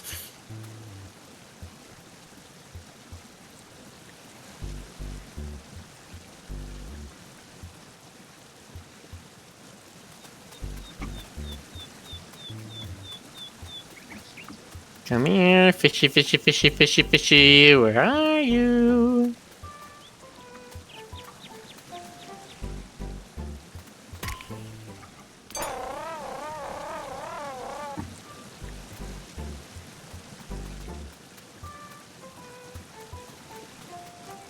Oh, good. Frederick found the link to the comic and linked it in the chat. Well, there you go. I'll put it in the off-topic. Throwback Thursday. That time Mario walked away after murdering a polite octopus.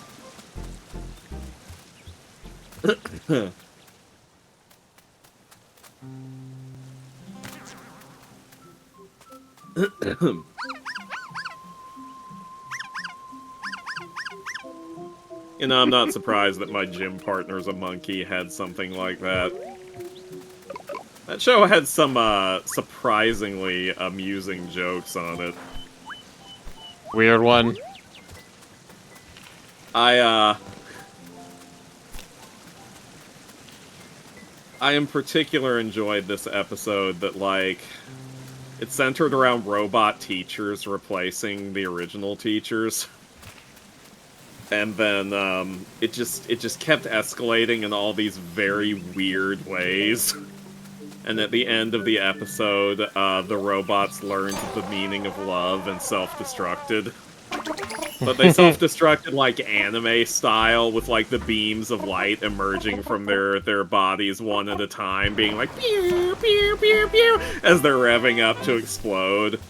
And then the monkey, whose name I think was Jake, looks at the human kid whose name I think was Adam, and he's just like, remember when this show was about a human kid going to an animal school?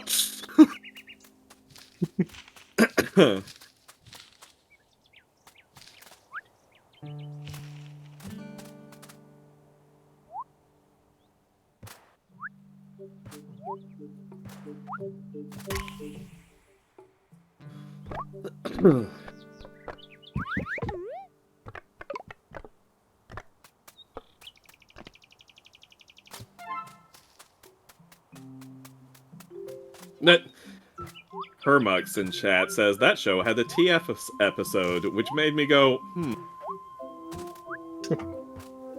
Ah, yes, Reynos, the scene where Luigi and Peach switch outfits. Listen, man, Peach looked damn good in Luigi's overalls. Like, that made me feel a certain kind of way.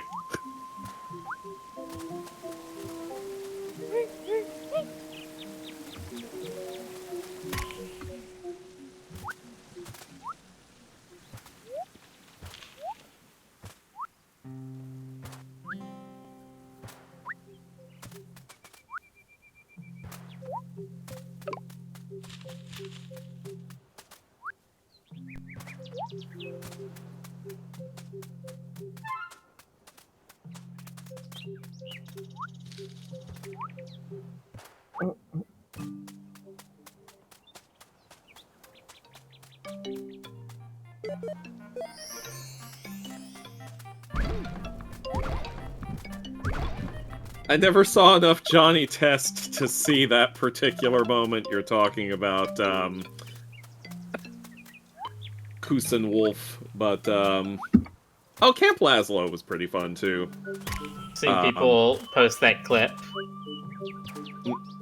Camp Lazlo was pretty fun. I remember, since Camp Lazlo came from the same guy who created Rocko's Modern Life, I was surprised that Camp Lazlo was so much less dirty than Rocko's Modern Life was. Yeah.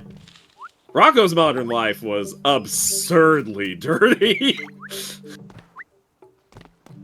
It was like, Rocko's Modern Life and then like Ren and Stimpy. Yeah, but in very different ways. I mean, like, Ren and Stimpy went, primarily it went for the gross out vibe, but I mean, it would occasionally have the sexy or risque thing. Rocko's Modern Life was all about what they could get away with. Like, that one scene in the, where Rocko and Heifer need to stay the night somewhere, and they find a place called the No-Tell Motel, and they charge not by the night, but by, like, the minute. And they're going there, and they're all like, sorry, we're all booked up, and then this light just kind of dings, and they're like, oh, we've had a premature vacancy. And they're like, how long do you want the room for? And Rocco's like, all night. And the guy at the counter's like, the whole night? And he just does this, like, low whistle, like, shoo.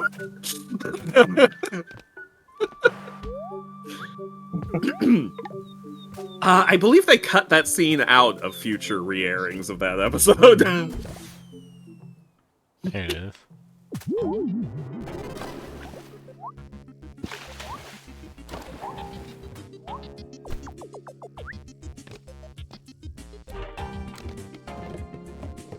It's funny when you look at those shows and find out just how, compared to Yvonne or the Yukon, how tame Yvonne was compared to them.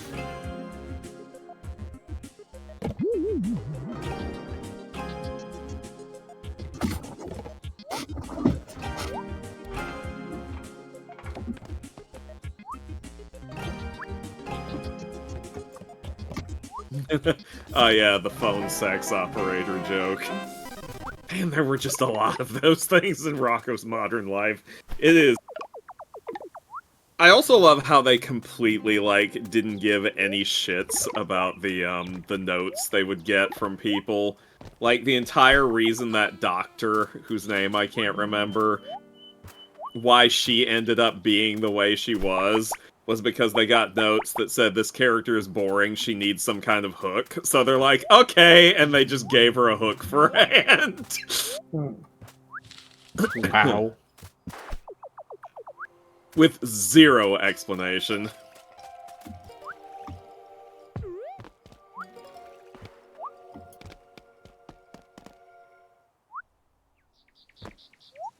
Invader Zim kind of reached that point at a certain point in its development as well, where they stopped giving any shits about trying to make sense of the notes and started addressing things in the most, like, sarcastic way they possibly could.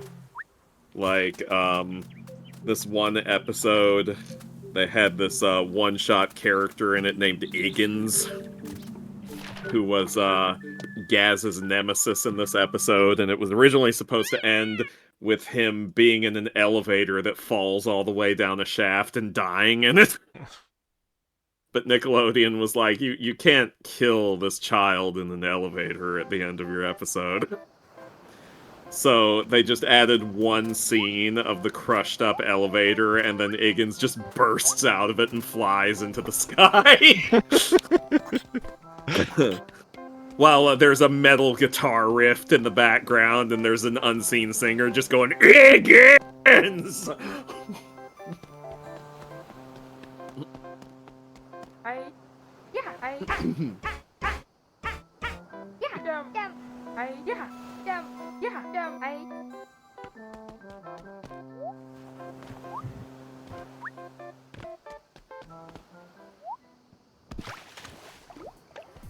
Excuse me.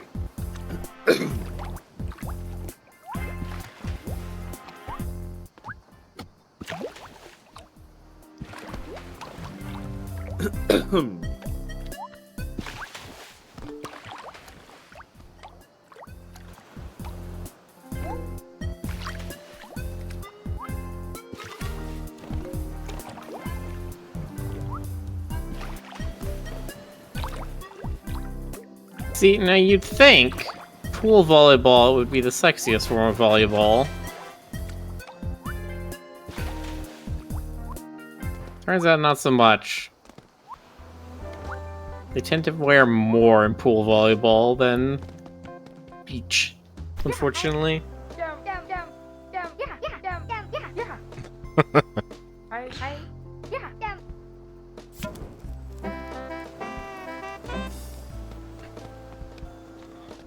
Coin-shaped popsicle.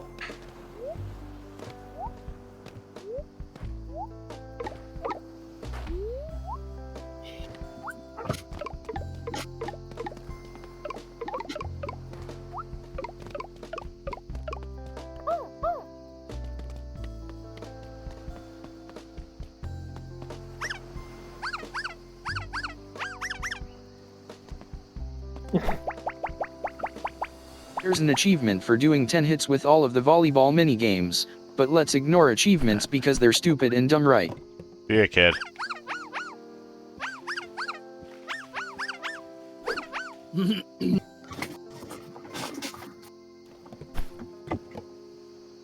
Be right back. Camp Laszlo ends with Heifer getting Lumpus arrested?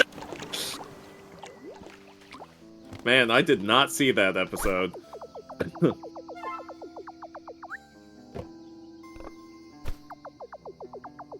trying to remember what I watched around that time that I actually kind of liked. Chowder a bit? Chowder was fun. Jonas and I still reference Chowder.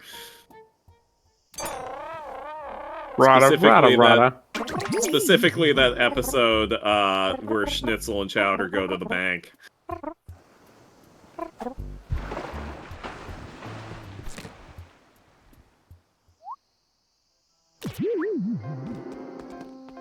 I'm not even gonna let me do it from the side of the pool. Okay. Have to dive directly towards the one that I want.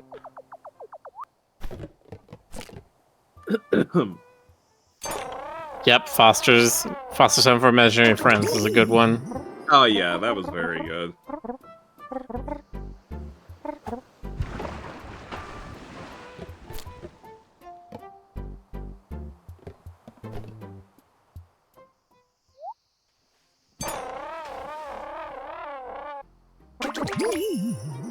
A shark! This is no cheesy action movie. You will have no lasers. Good day, sir.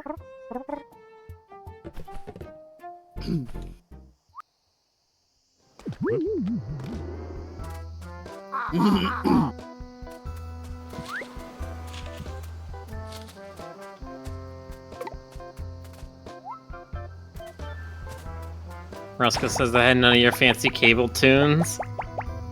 I'll be honest, you didn't miss much. It depends on the era and the channel.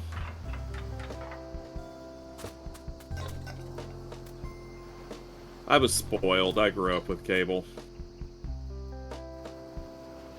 I only got it a little later on.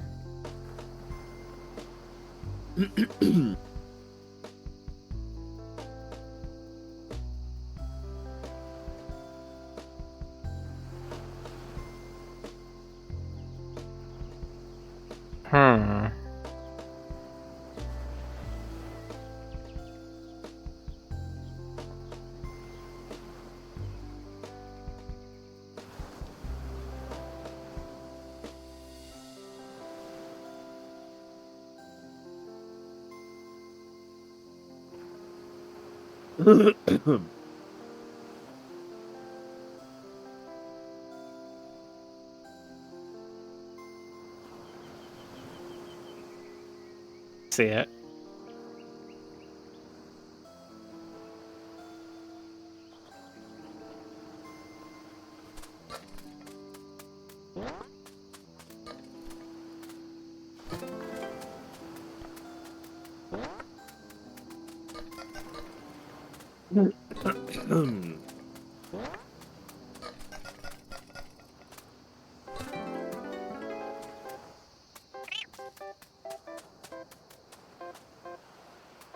I've just read that The Bad Guys is apparently getting a sequel in 2025.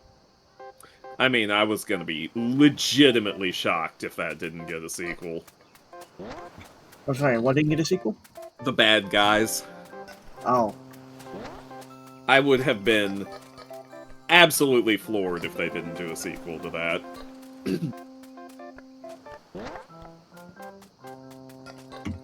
I mean, they've got how many books to pull from? Yeah, I'm not even sure how many books are in that series. 18. Oh, jeez. Okay, yeah, that's a fair few.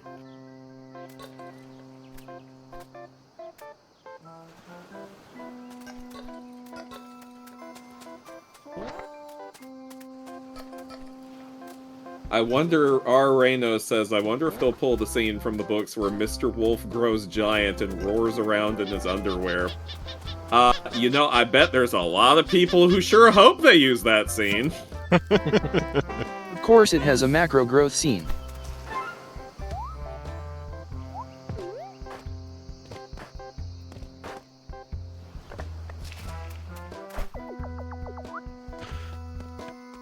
Well, I'm looking through some of the stuff on the Wikipedia article for the book series.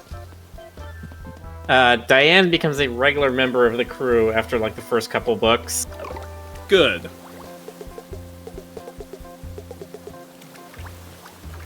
Spoilers, Miller. Add. Oh, come on. I This is don't for a think book that- series from 2017. Also, like, that's not a spoiler, that's That's upselling. yeah, that's an enticement.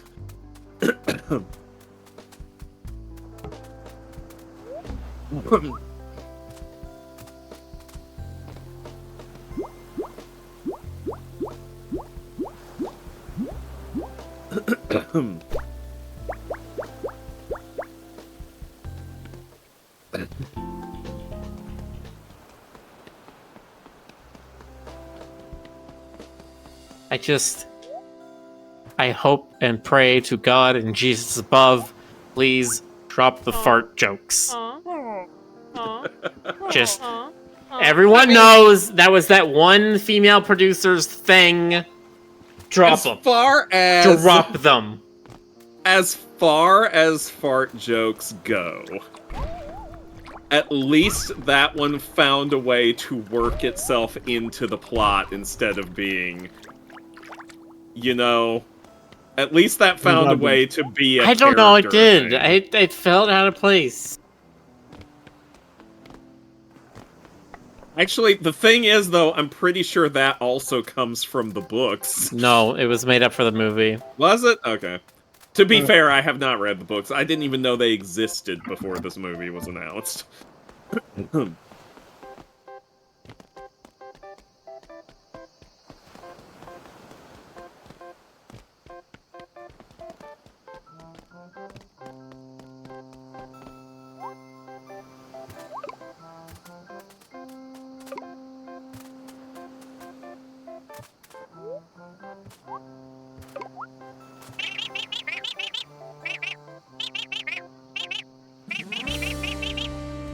The story I remember was that it was some female producer on it just like kept hammering it that they had to have this fart scene. It had to be in there, had to be in there.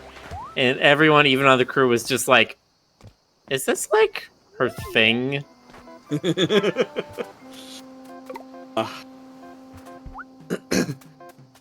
writers You know, barely people disguised... barely talked about Zootopia Plus. It seemed to just kinda come and go. Well, I mean, the thing is, Zootopia Plus was not that great.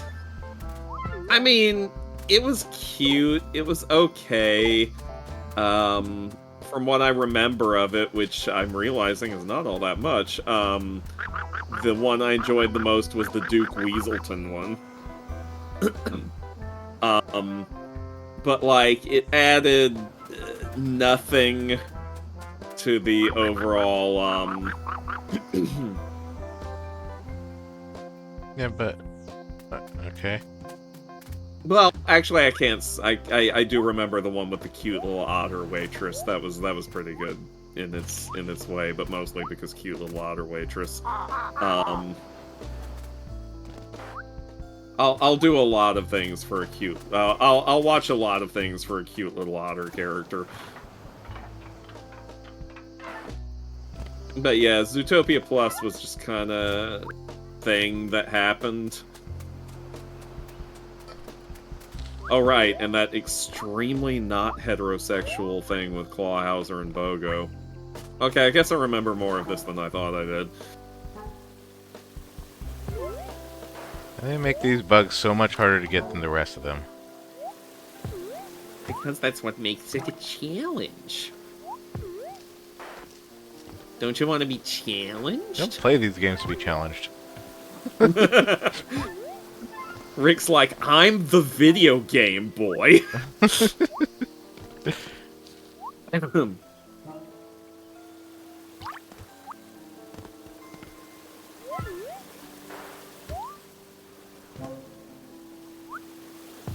Rick, you didn't level up your bug catching stat.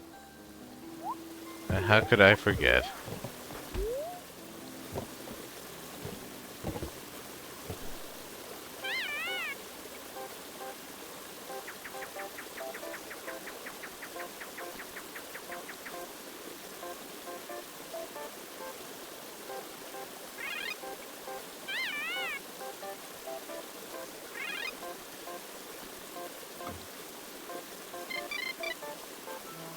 Yeah. Your game fun is 0. You are boring.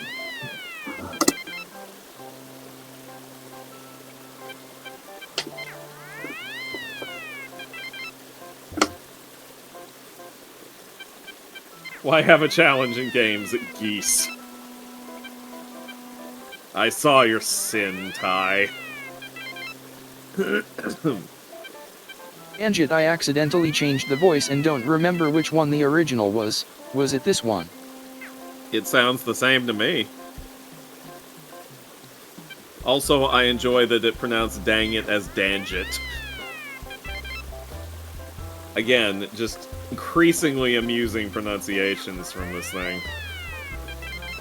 Diggity don yabbit Danjit.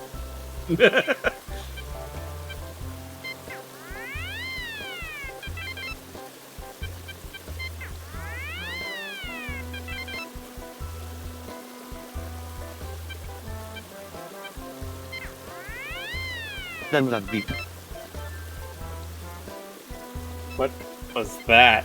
I have no idea. Did you find the Italian voice? We got cursed.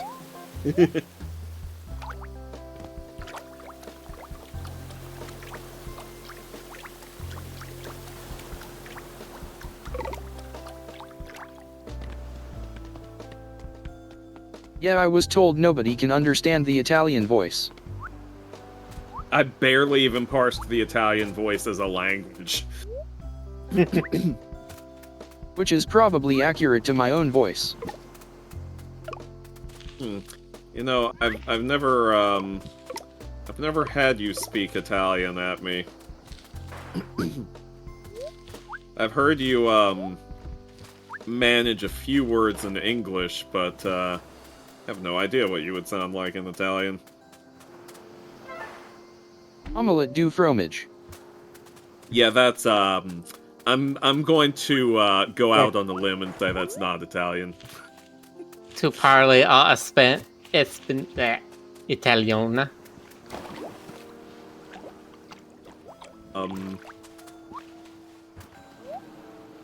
Voulez-vous coucher avec moi ce soir? GC, help translate. Translate the Quebecois. Okay. Gay Cobra start trying to Dando Aura. There. Yeah. I can pick up a mic I have and try right now if you want, and if no one is gonna judge.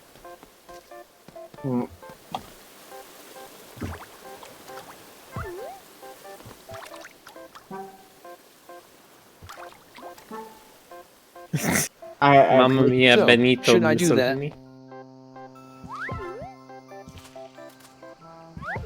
See, here's the thing that I strongly suspect is behind Disney's reluctance to embrace anything Zootopia related. If I may get on my soapbox for a moment. It's it's not just that, like, this Zootopia and Moana had a very similar situation to The Lion King and Pocahontas, in that one was expected to be the big money-making prestige blockbuster movie, and the other one was like, this is the one with the animals, who cares? And in both cases, the animals outperformed the other movie considerably. But Zootopia... Miller says I should not. Way to crush my self-esteem, Miller. But Zootopia has an additional issue in that Zootopia arrived at a very strange political moment in the world. And as a result, Zootopia finds itself in something of an awkward position. Because at the time it was released, I mean, at the time it was conceived, it was obviously conceived as this little parable about, you know, prejudice and cooperation and, you know, cities and people coming together, etc., etc., etc., etc. But, you know, it happened to overlap with things like the Black Lives Matter movement and various real-world police issues, and I feel like that has caused Zootopia to just be a little bit of an awkward property for Disney that they don't know what to do with next. Because it's so thoroughly enmeshed in the in the whole like police environment, and You actually Yeah, took the words out of you my can't mouth. really, with Judy Hopps' like character motivation, you can't really be like, and she decided to quit the force because ACAB. Haha, relatable, right? like I truly feel I don't know what they're gonna do with the next movie, because it feels kind of like a damned if you do, damned if you don't situation they've gotten themselves into. I mean, Like the thing obvious thing to do would be to pick a new main character. Yeah, that's but what I was I gonna say. just Make don't Judy the antagonist. Make Oh, her that'd be- actually wrong about I just- something.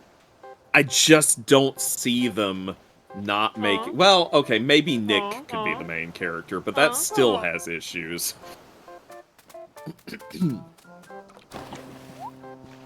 But Judy, I didn't say Judy had to be out of the movie. I'm just saying, I think she could be wrong.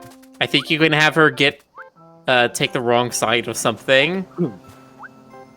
Or that, or make her like, well, she's antagonistic, but in the wrong way. Like, And yeah, it just depends on like, do they want to avoid the undertones they've created, or do they want to harp on them? Yeah, I don't know. Oh, hang on. Important moment.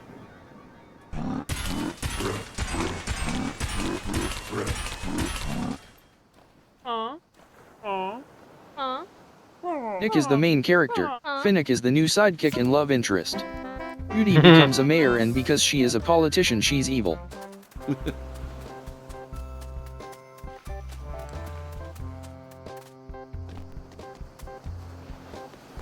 Man, I'm just trying to think, like... I mean, I've got an idea running in my head, because one of the things we've noticed is that of all the different people that are in Zootopia, it's all mammals. Mm-hmm. And I think there was something about, like, lizards and reptiles also being anthropomorphic, but they're not in Zootopia. But then if you do something like that, then you just start getting into animal racism. Yeah, there's a lot. It's a little fraught, is what I'm saying. And I think they realize that on some level. Like, they're gonna have to do it. I mean, they've already announced the sequel. Yeah. I'm just curious what direction they're going to go into. So am I. Racists get into animal racism? Yes.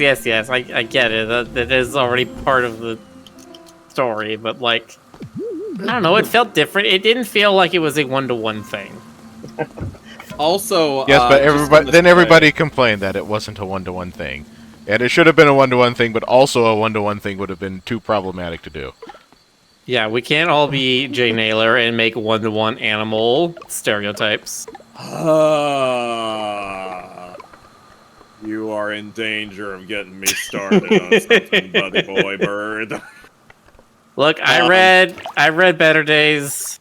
I see where it gets too problematic. That's why I say, maybe don't do the animal racism thing. Yeah, Ayn Rand is a hell of a drug. Anyway, yeah.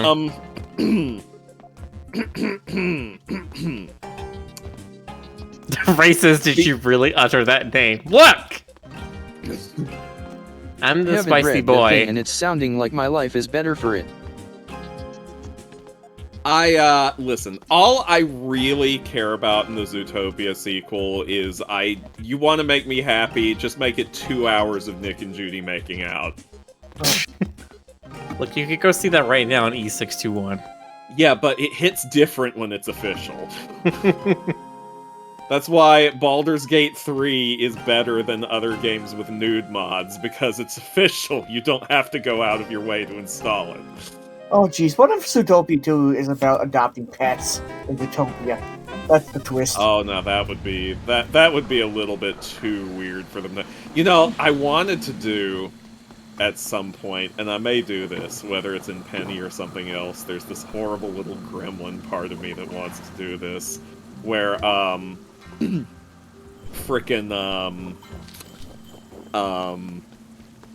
they have pets, but they're like awful, hideous little humans squished into pet shapes. So like someone would be like showing off their little pet, and it would be like just a freaking naked human with the same proportions as a pug, with the same eyes and everything, just going like, and they'd be like, "Isn't he cute?"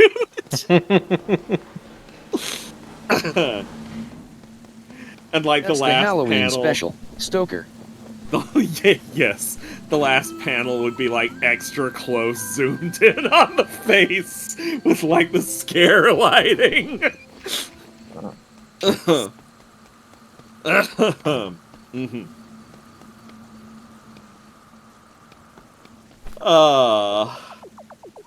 Oh, these things delight me far too much.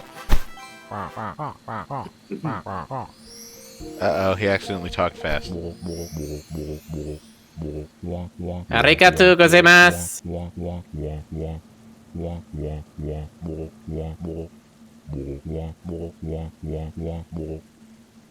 Thank you, first-time chatter Alex Naru, who says, "To my horrible, horrible idea, incredible imagery."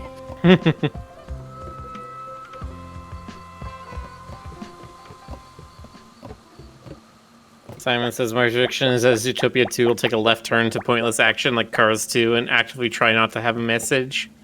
Oh, I can see that too. Unfortunately, that's probably the most likely, is that Disney will do literally everything in their power to completely wash it of any controversy or You know what they could do direction. very, very easily, since we're invoking Cars 2? They could very, very easily go back to the original concept and make it a spy story, but have Nick and Judy get caught up in it. One thing that just dawned on me, I hope they don't do it, but they go back to the way that Wreck-It Ralph 2 did it, and basically make the story about you grow out of it or something like that. I would be okay if they did the spy movie thing, as long as they reintroduce Jack Savage as a character. If they reintroduce Jack Savage, they have to introduce Sky the Fox as well. It's either it's both or neither for me. Both or not, and they also need to make out with each other and with Nick and Judy in every possible combination. Look, you got your naked scene. You want to go all the way to making out? Yeesh. Yeah. I need a naked makeout scene, if you will. I will be submitting my spec script to Disney on Monday. Boiled. The lotties. A little wiggly guy. Wiggle, wiggle. Oh, wiggle in the river. Go to the river, old man. Go to the Wigver, old man.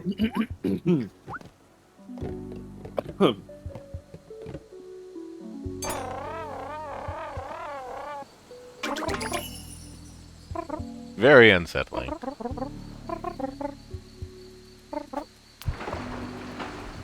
I did also think if they wanted to keep the social commentary angle around, they could always use interspecies relationships as a stand-in for some other things.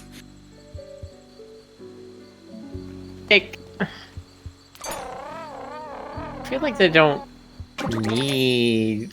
there's nothing to really say there for that kind of message, though. The entire problem is saying something, isn't it? Because the easy way out is to not actually say anything, which will make the movie boring, or they say something, which will be problematic, quote-unquote. What do you think the chances are we haven't heard anything about Zootopia 2 because they're trying to rewrite and reanimate the controversy out of it?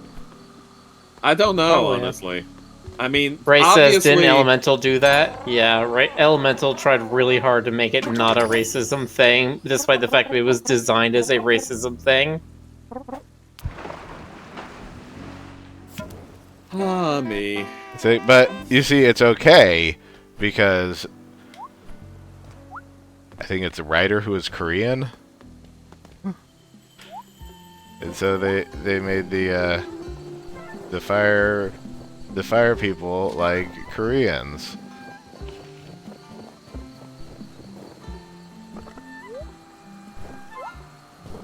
See, no, it's okay that they don't like each other because of the physical differences. They can't touch, or else it has an actual effect. Therefore, it's not a racism. It's people just being self-preservation. It's just like, oh, it's so much worse. Self-preservationism.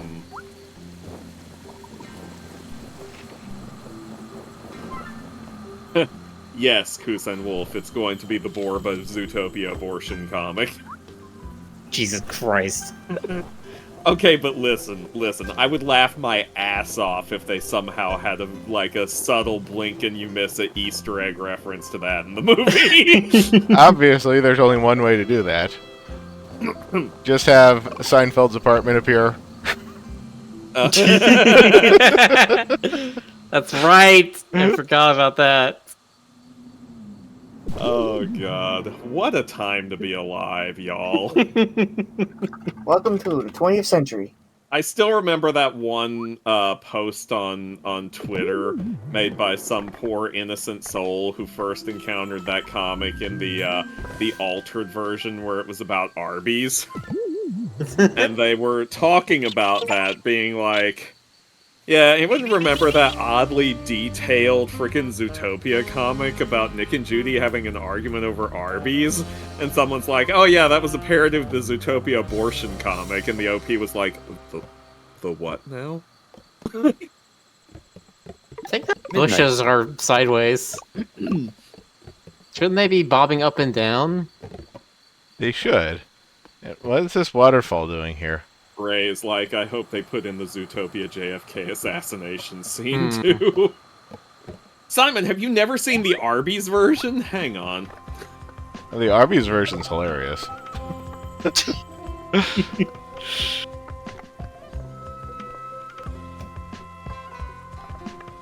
what assassination scene?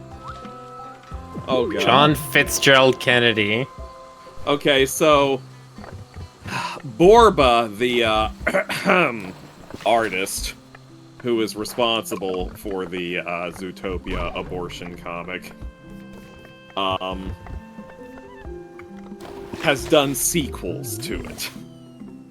And in one of them, he did a future version where Nick and Judy are no longer together, but they're at least back on speaking terms, and it's years down the road, and Judy is the mayor of Zootopia now, and then he set up an exact recreation of the frickin' Kennedy limousine assassination setup, and had Judy shot, but then pulled a reveal at the end where she wasn't actually killed, she was shot with like a paintball or something. Which still would hurt the ever-loving shit out of you, but... Yeah. Also, just at midnight. Yeah, god. Time flies when you're having fun. Yeah, time is trying to save everyone from us talking about the frickin' Borba comics. Could be a possibility. And then the time guy's like, Stoker, do not talk about this comics. I'll make it midnight, I swear to God. This Borba guy sure had some ideas. Yeah, he sure did. He's kinda leaned into his infamy at this point, I think. Which, I mean, granted, I guess I don't know what else you can do with it, but,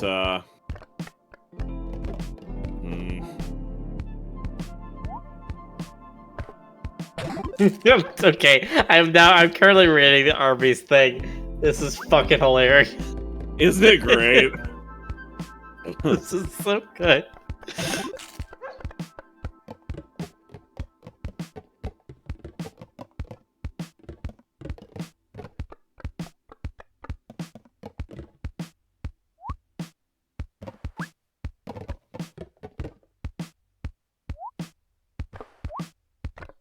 I don't know, we'll try to see. What would be the bravest thing that Disney could do? I guess probably like Judy accidentally kills somebody on service, Oh god. Or Judy discovers that there's like all kinds of corruption that's being covered up. Just like Zootopia. Or, Beastars. Well, okay, But, her discovering corruption that's being systemic corruption, though. Like, something that she can't fix in, like, an hour and 40 minutes. Yeah, well, yes. It would have to be something... For it to be interesting to me, it would have to be something that is benefiting her. And she's just like, well, if I kind of ignore it, then... Mm-hmm. And then Nick is like, are you fucking serious? And he actually gets to drop the F-bomb. Like, they just allow Nick to say fuck in the sequel. PG-13, you get one fuck. That's right. God. Just picturing this, they're talking to Nick beforehand. They're like, PG-13, so you get one fuck. And he's like, I choose her, and points to Judy.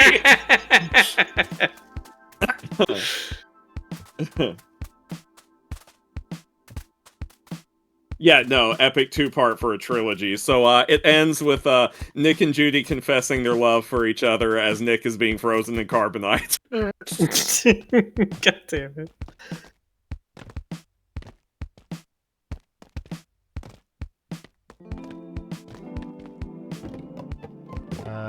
Yeah, but where is Flash the Sloth in all of this? He's an assassin. So... Yeah, his ability, his special strength is being able to bore people to death.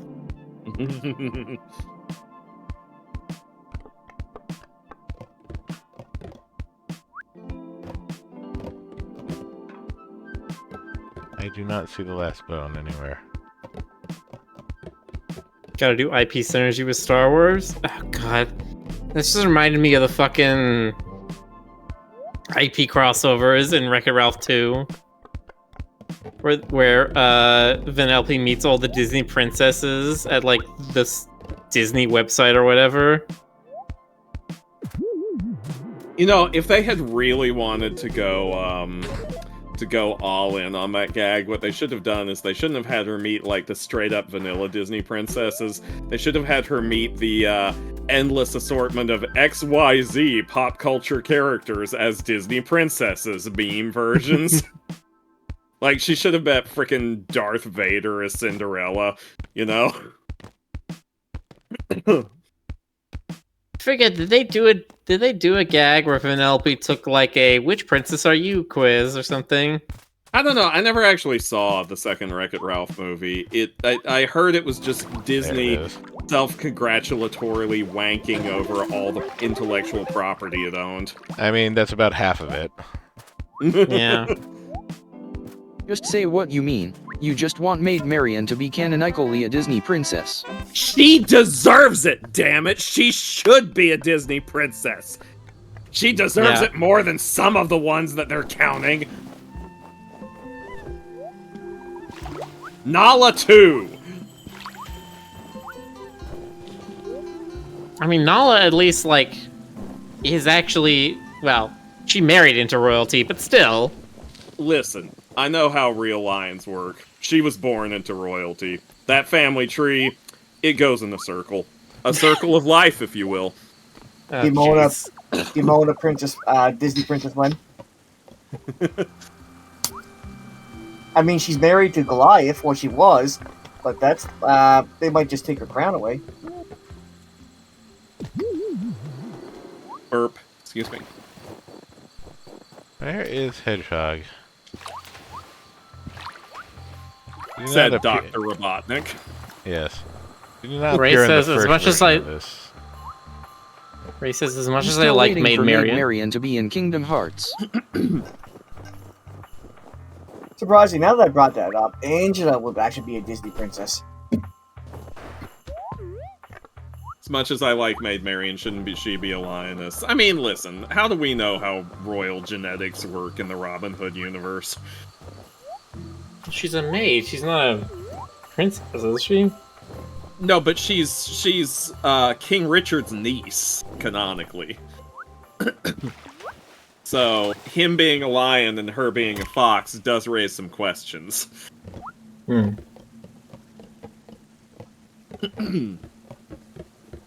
But again, I say, we have no idea how genetics work in the Robin Hood universe. A Disney universe as well. She's adopted, so everything tracks. Hasn't anybody done an AU where Maid Marian was actually a lioness? It's a good question. Take away the fox? I mean, to be fair, I mean she's pretty iconic as a fox. She's pretty foxy as a fox. Yeah, Lioness doesn't come off as as demure as sort of Maid Marian is characterized as.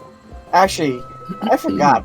The most foxiest fox in Disney's foxes list is actually Vixie. I mean, she does give Todd those bedroom eyes. You're getting quite past midnight. What are you trying to do now? Still trying to find. There she is. All the way up here. And she clearly counted 6 kids. And now we're seeing someone with kids. She just eats all the ones that I have, even if it's more than 30. That is an incredible quote right there. Well, she ate 30 or 41 lightning bugs. Of course her insides would be glowing. Okay. Well, A way to end the night. we have definitely had some interesting conversations. Yes, we did. We'll probably have some more tomorrow, too. It's possible. I